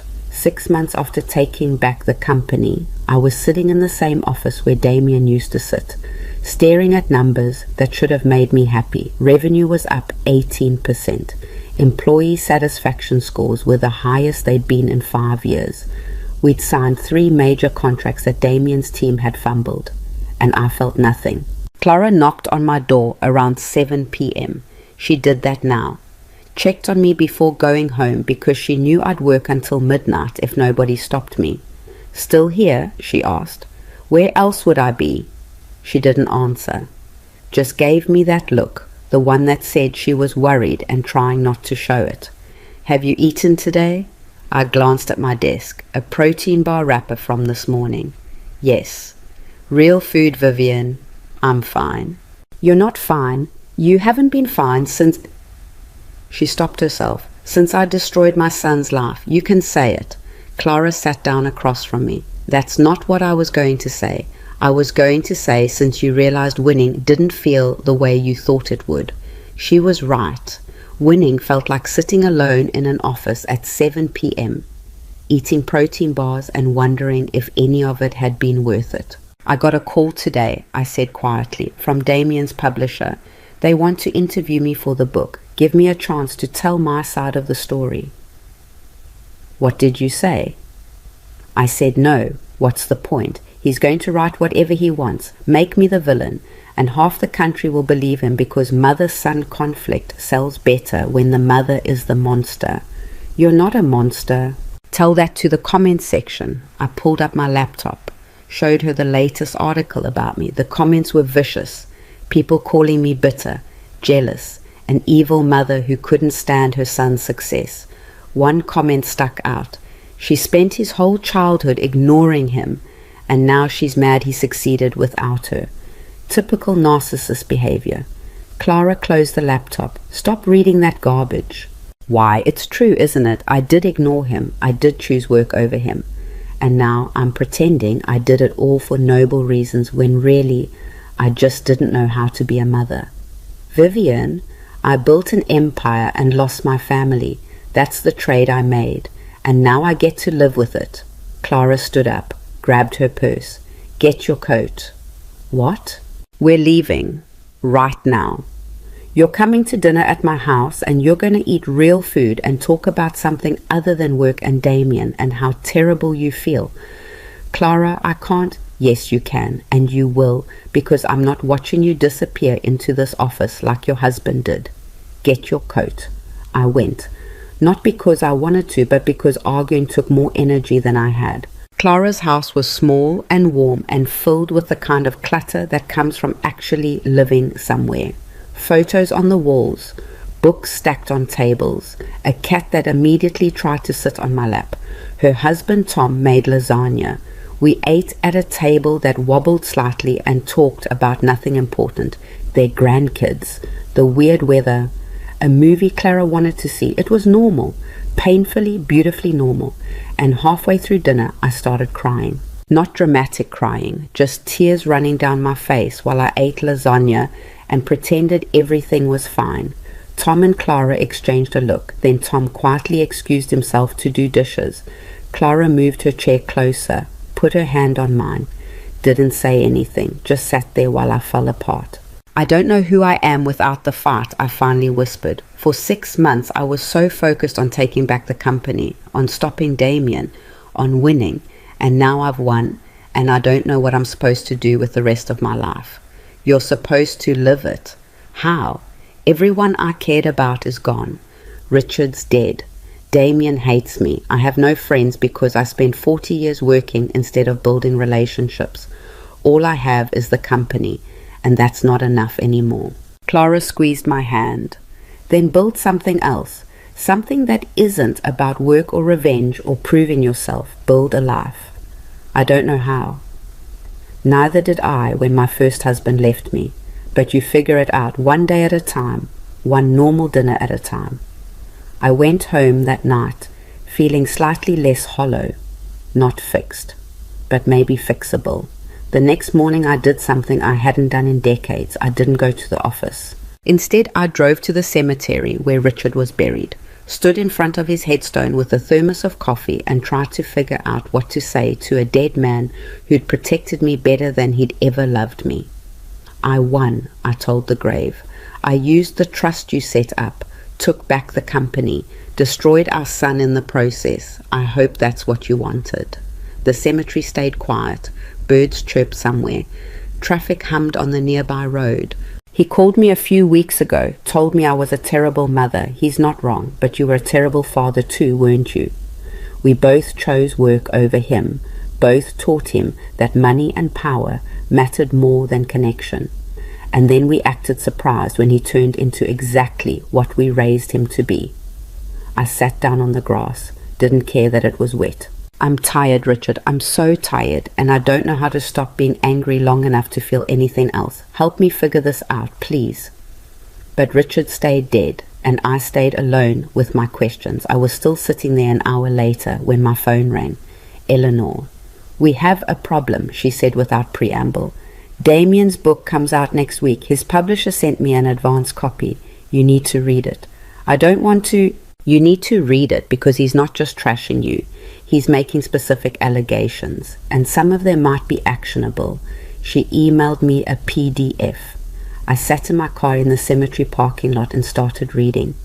The first chapter was about his childhood, growing up in the shadow of a mother who cared more about contracts than kindergarten plays, who missed his birthday to close a deal, who told him, "Not now, honey," so many times it became a joke in their house. It was accurate, and it destroyed me to read. But then came chapter 7, and my blood went cold. My mother was not the self-made success story she claimed to be. The truth is, she manipulated my father into giving her control of his construction business after he made one mistake.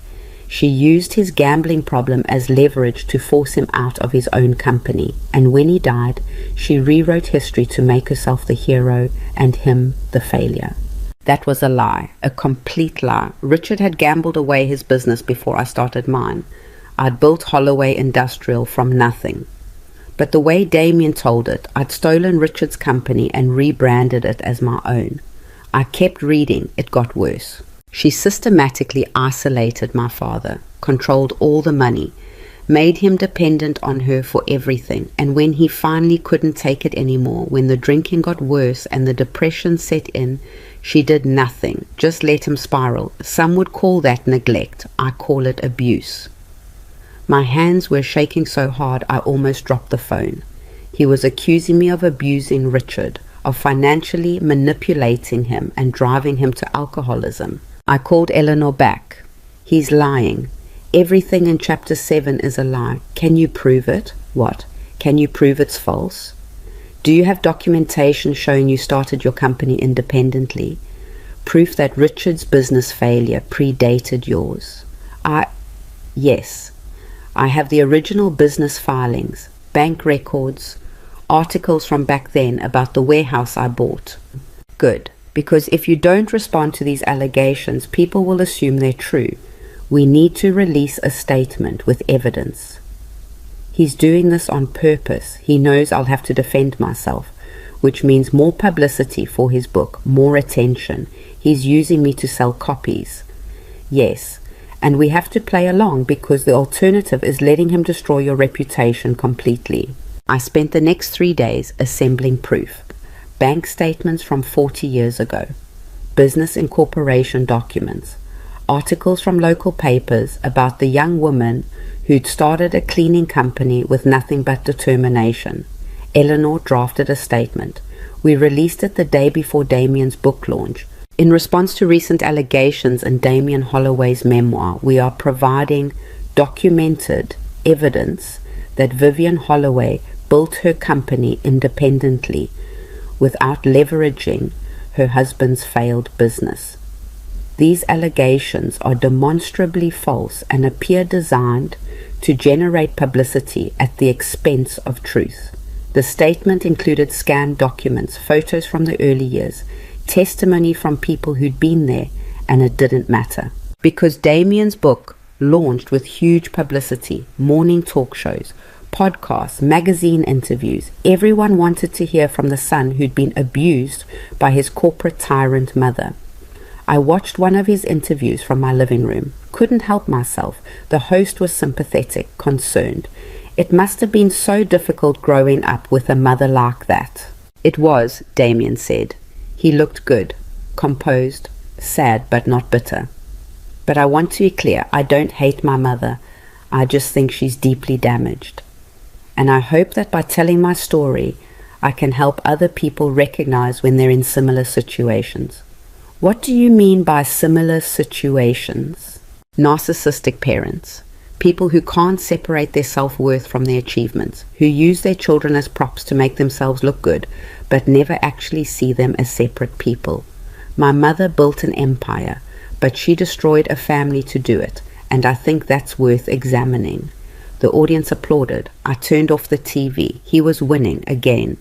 Not in the legal sense or the corporate sense, but in the court of public opinion, he was destroying me. And the worst part? Some of what he said was true. I had put work first. I had missed his childhood. I had taught him that success mattered more than connection. But that didn't give him the right to lie about the rest. My phone rang. Unknown number. I almost didn't answer.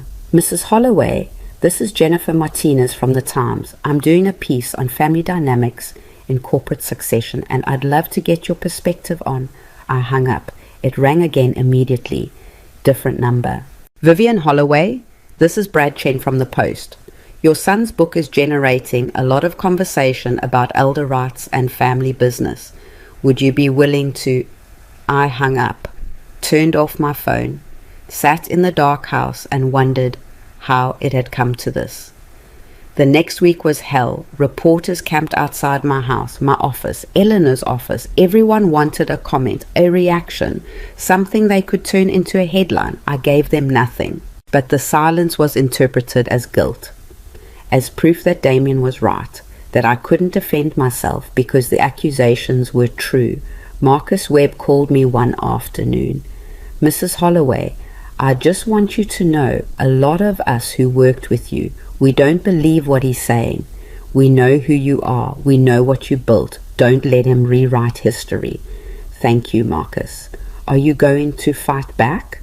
I don't know how. Every time I defend myself, it gives him more ammunition. Every time I stay quiet, people assume he's right. I can't win. Then stop trying to win. Just tell the truth. Not for him, for yourself. After we hung up, I sat with that for a long time. Tell the truth. Not a carefully crafted statement written by lawyers. Just the truth. So I did something crazy. Something Eleanor would have killed me for if she'd known. I went on a podcast. Not a big one. Just a small interview show run by a woman named Rachel Kim, who'd been requesting an interview for weeks. She'd promised no ambush questions, no gotcha moments, just a conversation. I showed up at her studio with no lawyer, no PR handler, just me. Rachel was younger than I expected, early 30s, warm smile. We sat across from each other in her small studio and she turned on her microphone. Vivian Holloway, thank you for being here. I know this has been a difficult time. That's an understatement, she laughed. Let's start simple.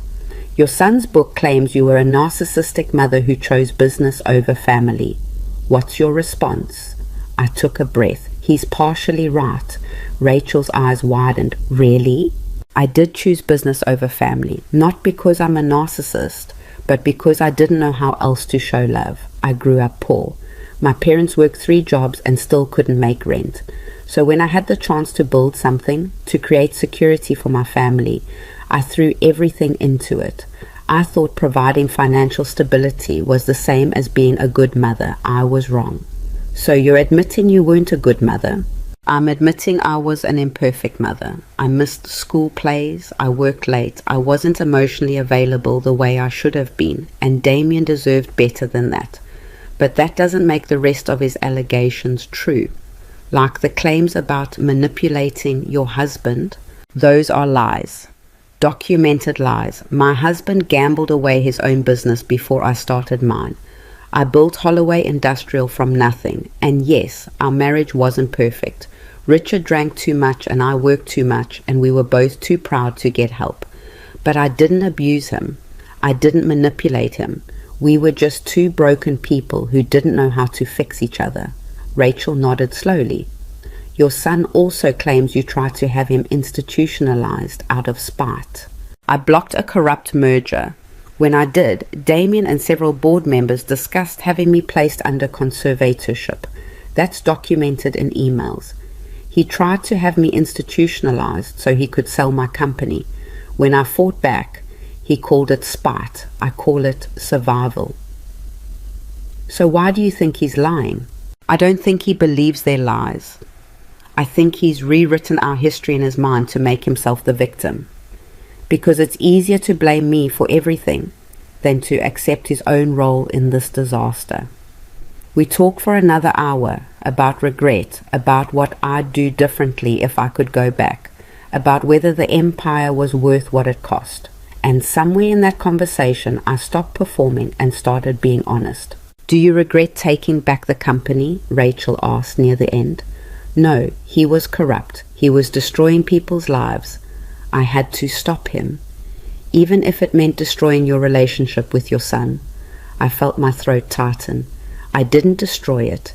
He did, when he chose greed over loyalty, when he tried to erase me, when he humiliated me in front of the world. I just refused to disappear quietly.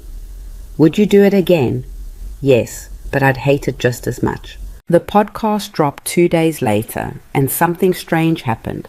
The narrative started to shift. People heard the pain in my voice, the regret, the complicated truth that I'd been both wronged and wrong, that Damien had betrayed me and I'd failed him, and both things were true at the same time. Within a week, the conversation changed. Articles started questioning Damien's version of events. Journalists dug into the business records and confirmed I'd built my company independently. Others interviewed former employees who vouched for my integrity. And Damien's book sales stalled. Not collapsed, but stalled, because people were starting to realize his victim narrative was more complicated than he'd presented. 2 weeks after the podcast, I got an email from someone I didn't know. Subject line, thank you. Mrs. Holloway, I'm writing because I needed to hear what you said on that podcast. I'm 58 and my daughter is trying to force me into a nursing home so she can sell my house. I thought I was crazy for fighting back. Thought I was being a difficult old woman, but you reminded me that I have the right to protect what's mine. So thank you. You gave me the courage to hire a lawyer. I read that email 3 times. Cried on the 3rd reading, because maybe that's what this was all about, not just my story, but the bigger story about older people, especially older women, being pushed aside by impatient children who couldn't wait for their inheritance. I forwarded the email to Eleanor. We should start a foundation, legal aid for elderly people fighting conservatorship abuse. She called me immediately. Are you serious? Completely. I have resources, I have a platform, and I have nothing else to do except run a company I don't actually need to run anymore. Let's do something that matters. Vivian, that's going to put you back in the public eye. More scrutiny, more attention. Good. Let them scrutinize me. I'm done hiding. We launched the foundation 3 months later, called it the Second Act Foundation, legal aid and advocacy for older adults fighting financial abuse by family members. The publicity was immediate. Some people praised it. Others said it was just a vanity project to rehabilitate my image. I didn't care, because within the first month we got 63 applications for assistance. 63 people who needed help standing up to children or relatives trying to steal their autonomy. And working on those cases gave me something I hadn't had in months: purpose that wasn't about revenge or winning. But Damien wasn't done. Because his book sales might have stalled, but his determination to destroy me hadn't. 4 months after I started the foundation, he announced he was suing me, not for defamation or wrongful termination, for emotional damages. My mother's actions caused me severe psychological harm, he told reporters. The public humiliation, the destruction of my career, the financial devastation. I'm seeking compensation for the trauma she inflicted. Eleanor came to my office with the lawsuit paperwork. He's asking for $50 million. I laughed. Actually laughed. He's suing me for emotional damages after he tried to lock me in a nursing home? Yes, and Vivian, this might actually work. Parental alienation and emotional abuse cases are gaining traction. If he can prove you acted vindictively, I have emails where he planned to institutionalize me. And he has a childhood of neglect, a mother who wasn't there, public humiliation at the shareholders' meeting. This isn't about who's right, it's about who can tell a more compelling story. Then we tell ours, again, better this time. But I was tired, so tired, and the thought of another legal battle, another year of fighting, another cycle of accusations and defenses, it made me want to disappear. That night, I sat alone in my study, Richard's study, poured myself bourbon, and stared at my reflection in the dark window. What was I fighting for anymore? The company was stable. I'd proven I wasn't senile. I'd exposed Damien's corruption. I'd won every battle that mattered. So why did I still feel like I was losing? My phone buzzed. A text from Clara. Saw the news about the lawsuit. Are you okay? I typed back, no. She responded immediately. Coming over. It's late. Don't care, I'm coming. 20 minutes later, she was sitting on my couch, both of us drinking bourbon like it was water. Tell me the truth, I said. Was any of this worth it? Clara was quiet for a long moment. I don't know. Was it worth it to you? I got my company back. That's not what I asked. I looked at her. Really looked at her. I lost my son. I humiliated him in front of the world. And now he hates me so much he's willing to spend years in court just to hurt me. So no, it wasn't worth it. Then why do you keep fighting? Because what's the alternative? Let him win.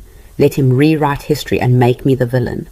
Maybe the alternative is accepting that you're both villains and both victims, that you both hurt each other, and that no amount of fighting will change what already happened. I wanted to argue, but I was too tired, and she was right. This war with Damien wasn't about justice anymore. It was about pride, about neither of us being willing to be the one who backed down first, and it was destroying us both. What do? I whispered. You decide what you want your life to look like, not your company, not your legacy, your actual life, and then you build toward that, even if it means letting go of the fight. I nodded, didn't trust myself to speak, because the truth was I didn't know what I wanted my life to look like. I'd spent 66 years building and fighting and winning, and I had no idea who I was when I stopped, but maybe it was time to find out. Finding out who I was without the fight turned out to be the hardest thing I'd ever done. Harder than starting a company with nothing, harder than firing my own son, because at least those battles had clear enemies and obvious goals. This was different. This was looking in the mirror and not recognizing the woman staring back. I started small, stupid small, like forcing myself to leave the office at 5 p.m. instead of 8, like actually eating lunch instead of working through it, like spending Sunday mornings at the farmer's market instead of catching up on emails. It felt wrong, wasteful, like I was betraying something by not working every waking hour. But Clara kept pushing. You need to remember how to be a person, not just a CEO. So I tried, and it was awful. The lawsuit hung over everything. Damien's $50 million emotional damage claim felt like a knife I couldn't pull out. Eleanor was handling it, filing motions and responses, but every update felt like another punch. He's claiming PTSD from the shareholders' meeting, Eleanor told me during one of our weekly calls.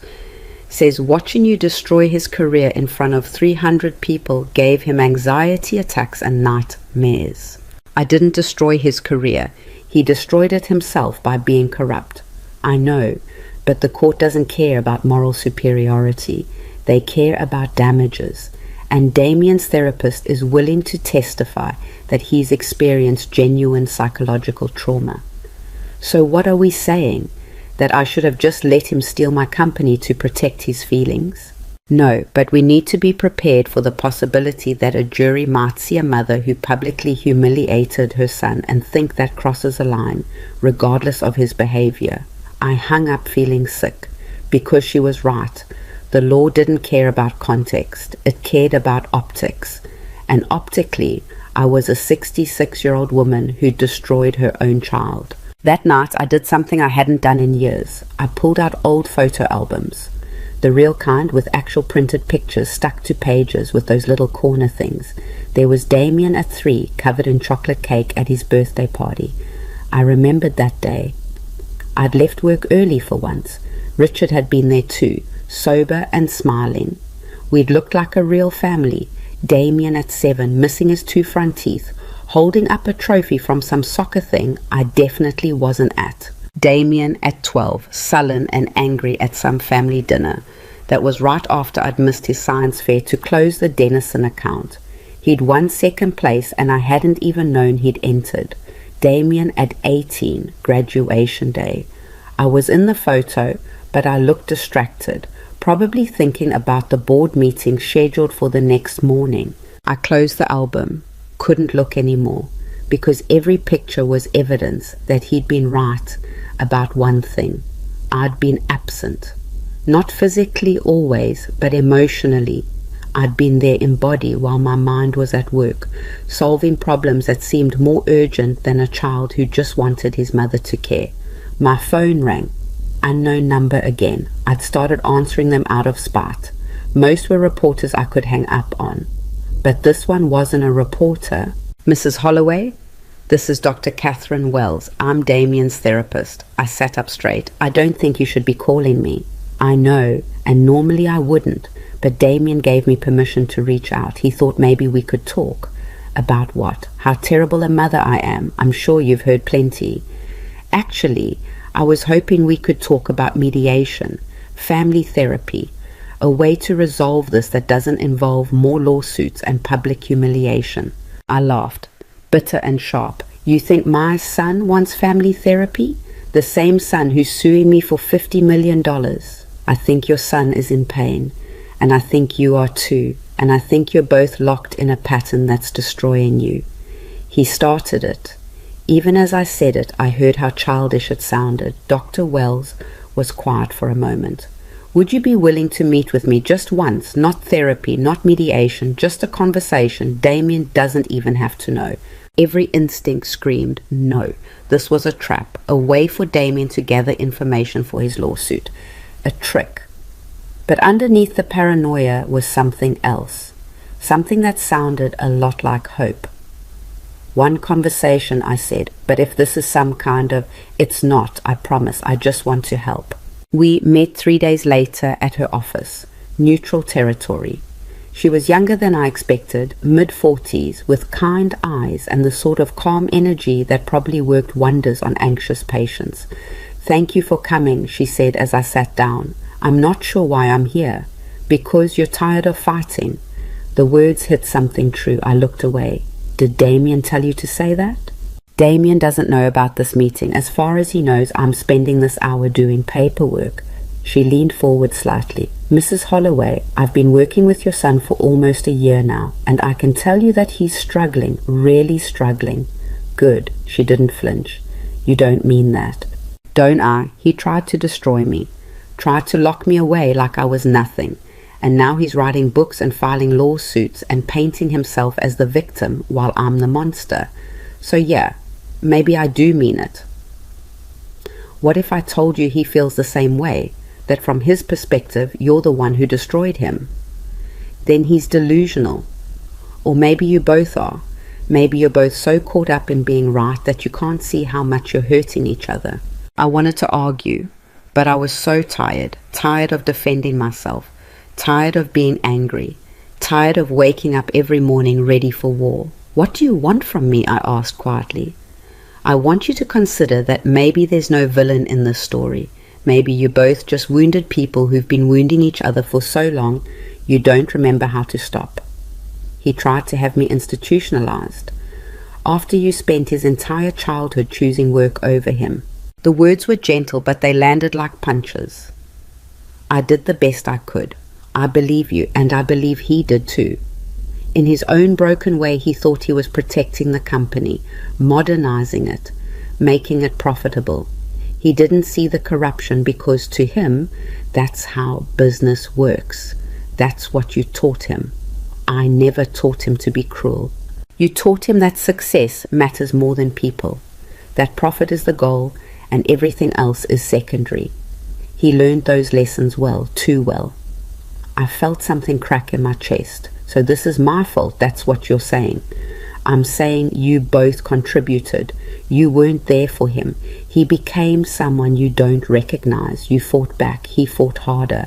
And now you're both miserable and calling it justice. What's the alternative? Stop fighting, both of you. He's suing me for $50 million. And you could settle, or you could sit down with him face to face and actually talk, not through lawyers or press releases, just two people who used to love each other trying to find a way back." I laughed. It came out choked. "There is no way back. Too much has happened. Maybe not back, but maybe forward. Maybe something new that isn't built on resentment and revenge." I left that office feeling like I'd been turned inside out. Drove home in a daze. Sat in my driveway for 20 minutes before I could make myself go inside. Dr. Wells had given me her card. "If you decide you want to try, call me. I'll facilitate, but only if you both actually want to heal." I put the card on my kitchen counter, stared at it for 3 days like it might explode. Clara found it during one of her check-ins. "What's this?" "Damien's therapist wants us to do family therapy." "Are you going to do it?" "I don't know. Part of me wants to, but part of me thinks it's a trap. What if he's just gathering ammunition for the lawsuit? What if I open up and he uses everything I say against me? Then you'll survive that too. You've survived everything else." "I'm tired of surviving, Clara. I want to live, and I don't know how to do that while I'm still at war with my own son." She sat down across from me. "Then maybe it's time to surrender." "I can't." "Not surrender to him. Surrender the war. Just let it go. Not because he deserves it, because you do." That night I called Dr. Wells. "I'll do it," I said. "One session. But if he uses anything I say in the lawsuit, he won't. I'll make sure of that. This is about healing, not legal strategy." "When?" "How about next Tuesday, 2 p.m. I agreed before I could change my mind. The week leading up to that meeting was torture. I barely slept. Couldn't eat, kept rehearsing what I'd say and then hating every version. Eleanor called the day before. "I heard you're doing therapy with Damien." "How did you?" "His legal team mentioned it. Vivian, I have to advise against this. Anything you say could be used. I know the risks." "Do you? Because one wrong word and you could hand him his case. Is that really worth?" "Yes, it's worth it. Because I can't live like this anymore. I'd rather lose $50 million than spend the rest of my life hating my own son." She was quiet then. "Okay, but be careful, please." Tuesday came. I put on jeans and a sweater. Not armor, not a power suit, just clothes. Because I wasn't going to war. I was going to try something I hadn't done in years. I was going to be honest. Dr. Wells' office was small and comfortable. Damien was already there when I arrived, sitting on a couch that had probably witnessed 1,000 confessions. He looked different, thinner, older somehow, like the last year had aged him a decade. We stared at each other. "Hi," he said finally. "Hi."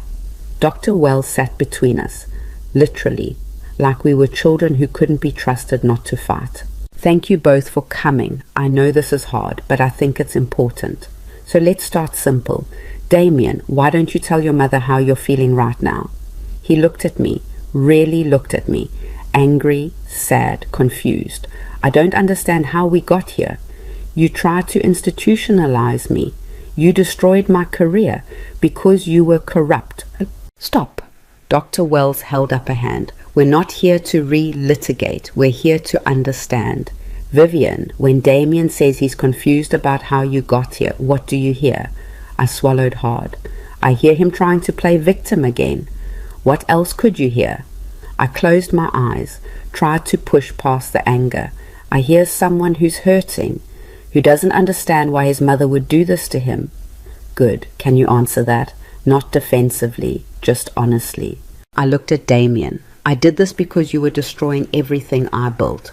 Not just the company, the trust, the loyalty, the values I spent 40 years establishing. You fired people I promised to protect. You tried to sell us to vultures. And when I tried to stop you, you tried to have me declared incompetent. So I fought back because I didn't know what else to do. Damien's jaw was tight. You never gave me a chance. You handed me the company and then criticized every decision I made. Nothing was ever good enough. I could triple the revenue and you'd still find something wrong. Because the revenue came from cutting people's benefits, from betraying employees who'd been loyal for decades. Those were hard decisions, necessary decisions, the kind you were too sentimental to make. Sentimental? Damien, those were people, real people with families and mortgages and lives, and you treated them like numbers on a spreadsheet. Because that's what you taught me. You taught me that business is business, that you do what you have to do to succeed. And then when I actually did it, you acted like I was a monster. You became a monster. I became you. The words hung in the air, sharp and horrible and maybe true. Dr. Wells spoke softly. Damien, can you explain what you mean by that? He was crying now, trying not to, but failing. She was never there. My entire childhood she was at work, building her empire. And when she was home, she talked about deals and contracts and profit margins. That's all I knew. That's all she taught me. So I learned to speak that language. I learned that success meant everything, and people were expendable. And now she hates me for becoming exactly what she raised me to be. I couldn't breathe, because he was right. I'm sorry, I whispered. What? I'm sorry, you're right. I wasn't there. I taught you all the wrong things. I made you believe that money and power mattered more than loyalty and kindness. And then I was shocked when you became ruthless. But Damien, I looked at him through my own tears. That doesn't excuse what you did. You're an adult. You made choices. And some of those choices were cruel. So did you. Firing me in front of 300 people, freezing my accounts, turning the entire company against me. Those were cruel too. Yes, they were. And I'm sorry for that, not for stopping you, but for the way I did it, for humiliating you, for using the same tactics you used on me. We sat there, both crying, both broken, both finally telling the truth. I don't know how to fix this, Damien said quietly. I don't know if we can. Maybe we can't, maybe we destroyed too much, but I reached into my bag, pulled out an envelope. I want to show you something. It was the photo from his college graduation, the one I'd given him right before this whole war started. He'd left it behind when he stormed out of my office. You were so proud that day, I said, so full of hope. And I was proud too, not of the company or the money, just of you, my son, the man you were becoming, and I miss that version of you. I miss that version of us. He stared at the photo. I miss it too, but I don't think he exists anymore. I think we killed him. Maybe, or maybe he's just buried, under all the anger and hurt and betrayal. Maybe if we stopped fighting long enough, we could find him again. What are you saying? I'm saying I want to drop the war. Not forget what happened, not pretend everything is fine, but stop actively destroying each other. You drop the lawsuit, I stop fighting you publicly, and we try to figure out how to be family again, or at least not enemies. Why would I drop the lawsuit? Because it's not about money, it's about hurting me. And if you want to hurt me, you've succeeded. I'm miserable. I'm lonely. I've spent the last year winning battles and losing everything that matters. So congratulations. You won. Now let's stop. Damien was quiet for a long time. What about the company? It's mine. That doesn't change. But I'm not trying to erase you from its history. You did some good things, increased efficiency, modernized systems. I'll acknowledge that, and maybe someday, if you can prove you've changed, there could be a role for you again. Not CEO, but something. Why would you do that? Because you're my son, and I don't want to die hating you. I don't want to look back on my life and realize I built an empire but destroyed my family. I've already lost your father. I can't lose you too. He was crying harder now. You hurt me so much. I know. And you hurt me. And we could spend the rest of our lives trading wounds, or we could try something different. Like what? Like honesty, like actually talking instead of fighting through lawyers, like family therapy and uncomfortable conversations, and slowly rebuilding trust. It won't be easy. It might not even work, but I'd rather try and fail than not try at all. Dr. Wells spoke up.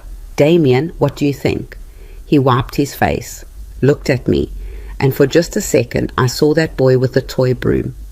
The one who used to follow me around the warehouse wanting to help. I think I'm tired too, he said. Tired of being angry, tired of hating you, tired of the lawsuits and the press and the constant fighting.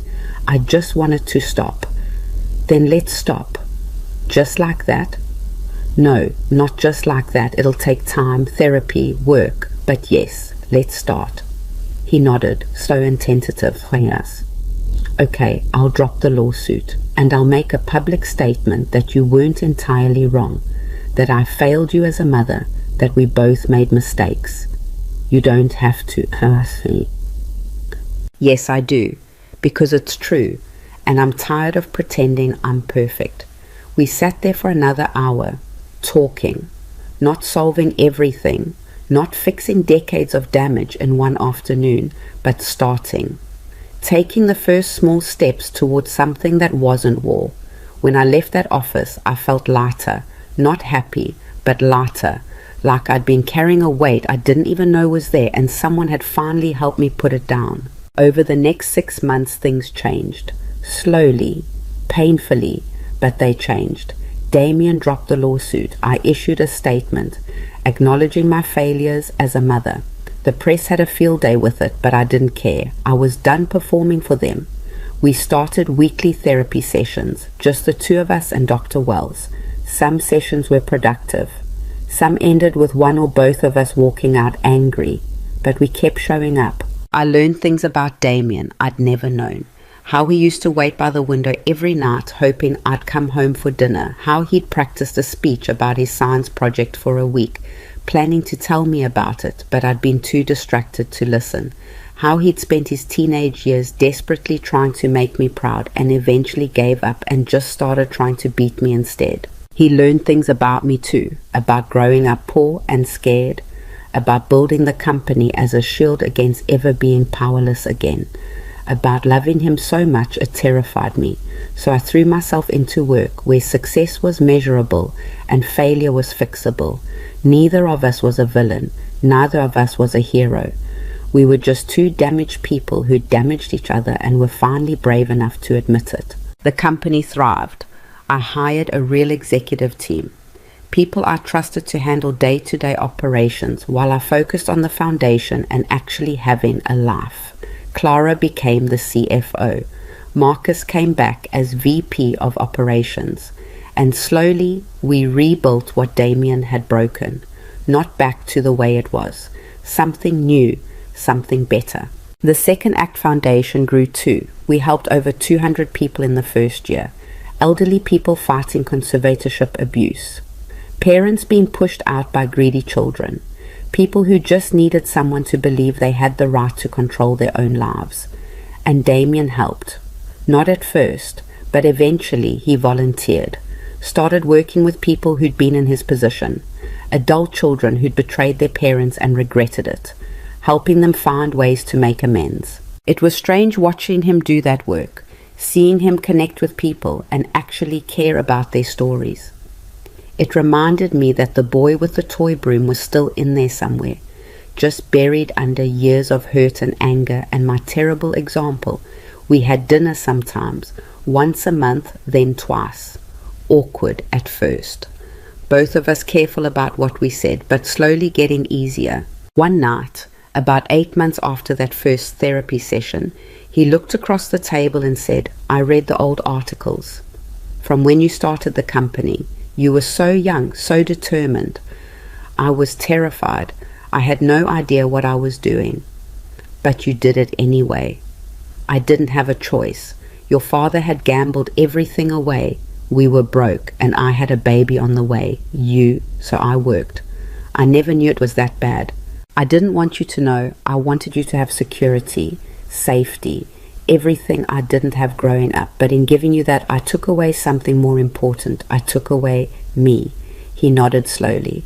"I'm sorry I tried to institutionalize you. That was wrong. Even if I was angry, even if I thought you were making bad decisions, that was wrong. And I'm sorry I destroyed you publicly. I could have handled it differently, more privately. But I was so hurt and angry that I wanted you to feel what I felt. That was wrong too." We sat with that for a while. Two people finally taking accountability. "Do you think we'll ever be okay?" he asked. "I don't know, but I think we're better than we were, and maybe that's enough." It wasn't a fairy tale ending. We didn't magically become best friends. He didn't come back to the company as CEO. I didn't suddenly become the warm, nurturing mother I'd never been. But we were trying, and that mattered. A year after that first therapy session, I turned 68. Damien took me to dinner. Just the two of us. Brought me a gift, a photo album he'd made. Pictures from his childhood, but not just the staged family photos. Candid shots. Me in the warehouse, pregnant and scrubbing floors. Richard and me at some company event, actually smiling. Damien at various ages, sometimes alone, sometimes with us. And new pictures from the last year. The two of us at therapy, at foundation events, one awkward dinner where we'd both laughed at some stupid joke and Clara had snapped a photo. "I wanted you to see what I see," he said. "Not a perfect family, but a real one, broken and messy and trying." I cried, right there in the restaurant, didn't care who saw. "Thank you," I whispered. "Thank you for not giving up on me, even when I gave you every reason to." We weren't fixed. Probably never would be, but we were healing. Slowly, painfully, honestly. And that night, driving home alone to my two big house, I realized something. I'd spent 40 years building an empire, and I'd almost lost everything that mattered in the process. But I'd learned something valuable, something I wished I'd known at 24 when I started this whole journey. Success means nothing if you have no one to share it with. Money can't buy back time, and empires built on the graves of relationships are just expensive tombs. I'd won my war with Damien, and in winning, I'd almost lost everything. But then we'd both chosen something harder than victory. We'd chosen healing. Was I happy? Not in the simple, uncomplicated way. But I was alive, really alive. Not just surviving or fighting or winning, actually living. I still ran the company, still worked too much according to Clara. But I also took Sundays off, volunteered at the foundation, had dinner with Damien once a week, went to therapy, let myself be imperfect. And slowly, I was learning who Vivian Holloway was when she wasn't at war. Turns out she was just a woman, flawed and fierce and finally free. Not free from consequences. I'd live with my mistakes forever, but free from the constant need to prove myself, to win, to be invincible. I'd built an empire, then I'd burned it down and rebuilt it better. But more importantly, I'd rebuilt myself. And that was worth more than any company, any victory, any crown. Some people would say I should have just let Damien win, that a good mother would have sacrificed her dignity for her son's happiness. But I learned something in this nightmare. You can love someone and still refuse to let them destroy you. You can be a good mother and still demand respect. You can forgive someone without forgetting what they did. Setting boundaries isn't betrayal. Fighting back isn't cruelty. And refusing to disappear quietly isn't selfish. I'm 68 years old. I run a billion-dollar company. I have a foundation that helps people protect their dignity, and I have a son who's slowly becoming someone I recognize again. It's not the ending I imagined when I started this war. It's better because it's real. And if there's anything I want you to take from my story, it's this.